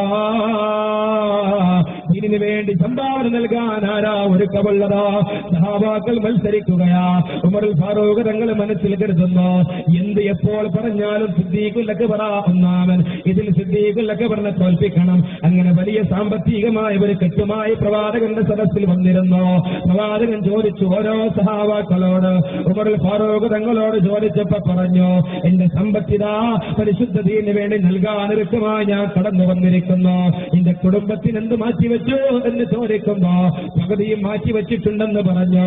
പ്രിയപ്പെട്ടവരെ, പിന്നീട് ഉമറുൽ ഫാറൂഖ് തങ്ങളുടേതിനു ശേഷം സിദ്ദീഖുൽ അക്ബറിനോട് ചോദിച്ചു. സിദ്ദീഖുൽ അക്ബർ പറഞ്ഞു, എന്റെ സമ്പത്ത് മുഴുവനും ഇതാ, കുടുംബത്തിനെന്ത് മാറ്റിവെച്ചു എന്ന് ചോദിക്കുമ്പോ അല്ലാഹുവും അവിടുത്തെ റസൂലും മതി എന്ന് പറഞ്ഞു. അതുകൊണ്ട് തന്നെ സ്വർഗത്തിലേക്ക് ആനയിക്കപ്പെടുന്നവരിൽ മുൻപന്തിയിൽ നിൽക്കാൻ സൗഭാഗ്യം ലഭിച്ചതോ മഹാനായ സിദ്ദീഖുൽ അക്ബറിനാണെങ്കിൽ, പ്രിയപ്പെട്ടവരെ, ആ വഴി സ്വീകരിക്കാൻ നമുക്കും ഇതാ ഏറ്റവും വലിയ സുവർണാവസരം. അല്ലാഹു തൗഫീഖ് നൽകുമാറാകട്ടെ. അതുകൊണ്ട് 1-2 കാര്യങ്ങൾ നിങ്ങളോട് ഈ സദസ്സിൽ വെച്ച് ഞാൻ ചോദിക്കാം. നിങ്ങൾ നൽകാൻ ഒരുക്കമാകുമെന്നുള്ള വലിയ പ്രതീക്ഷയും. പ്രിയപ്പെട്ടവരെ, ഇവിടെ ഇങ്ങനെ ഈ കാര്യം പറഞ്ഞപ്പോൾ തന്നെ ഒരു സഹോദരൻ 10,000 രൂപ തരാമെന്ന് പറഞ്ഞില്ലേ? എല്ലാവരും ആത്മാർത്ഥമായിട്ട് സ്വലാത്ത് ചൊല്ലൂ. സല്ലല്ലാഹു അലാ മുഹമ്മദ്.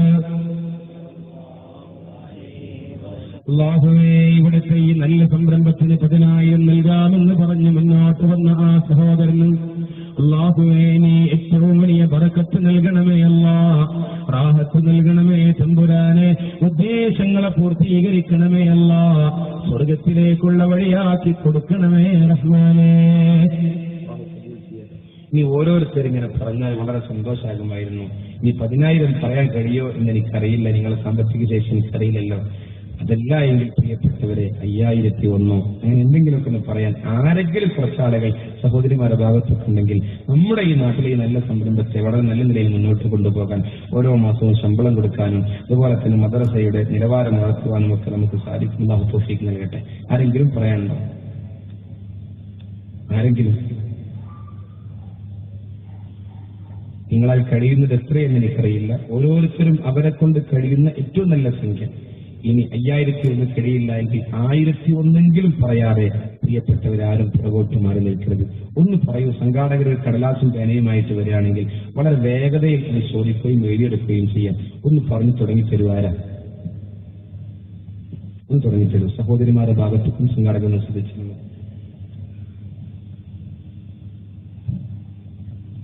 പറയുന്ന ആളുകൾ ഒന്ന് എണീറ്റ് നിന്നാൽ വലിയ സൗകര്യമായില്ലേ?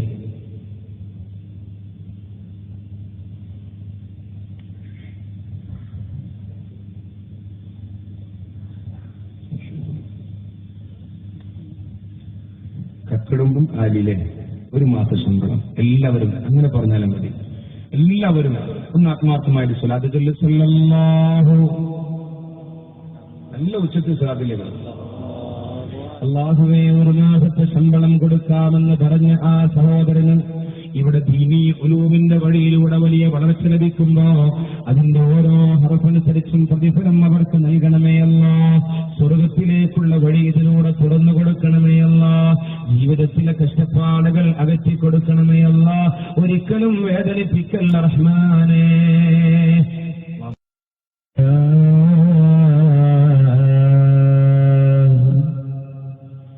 الحمد لله الذي خلق الإنسان في أحسن تقويم والصلاة والسلام على من أرسل بالقرآن الحكيم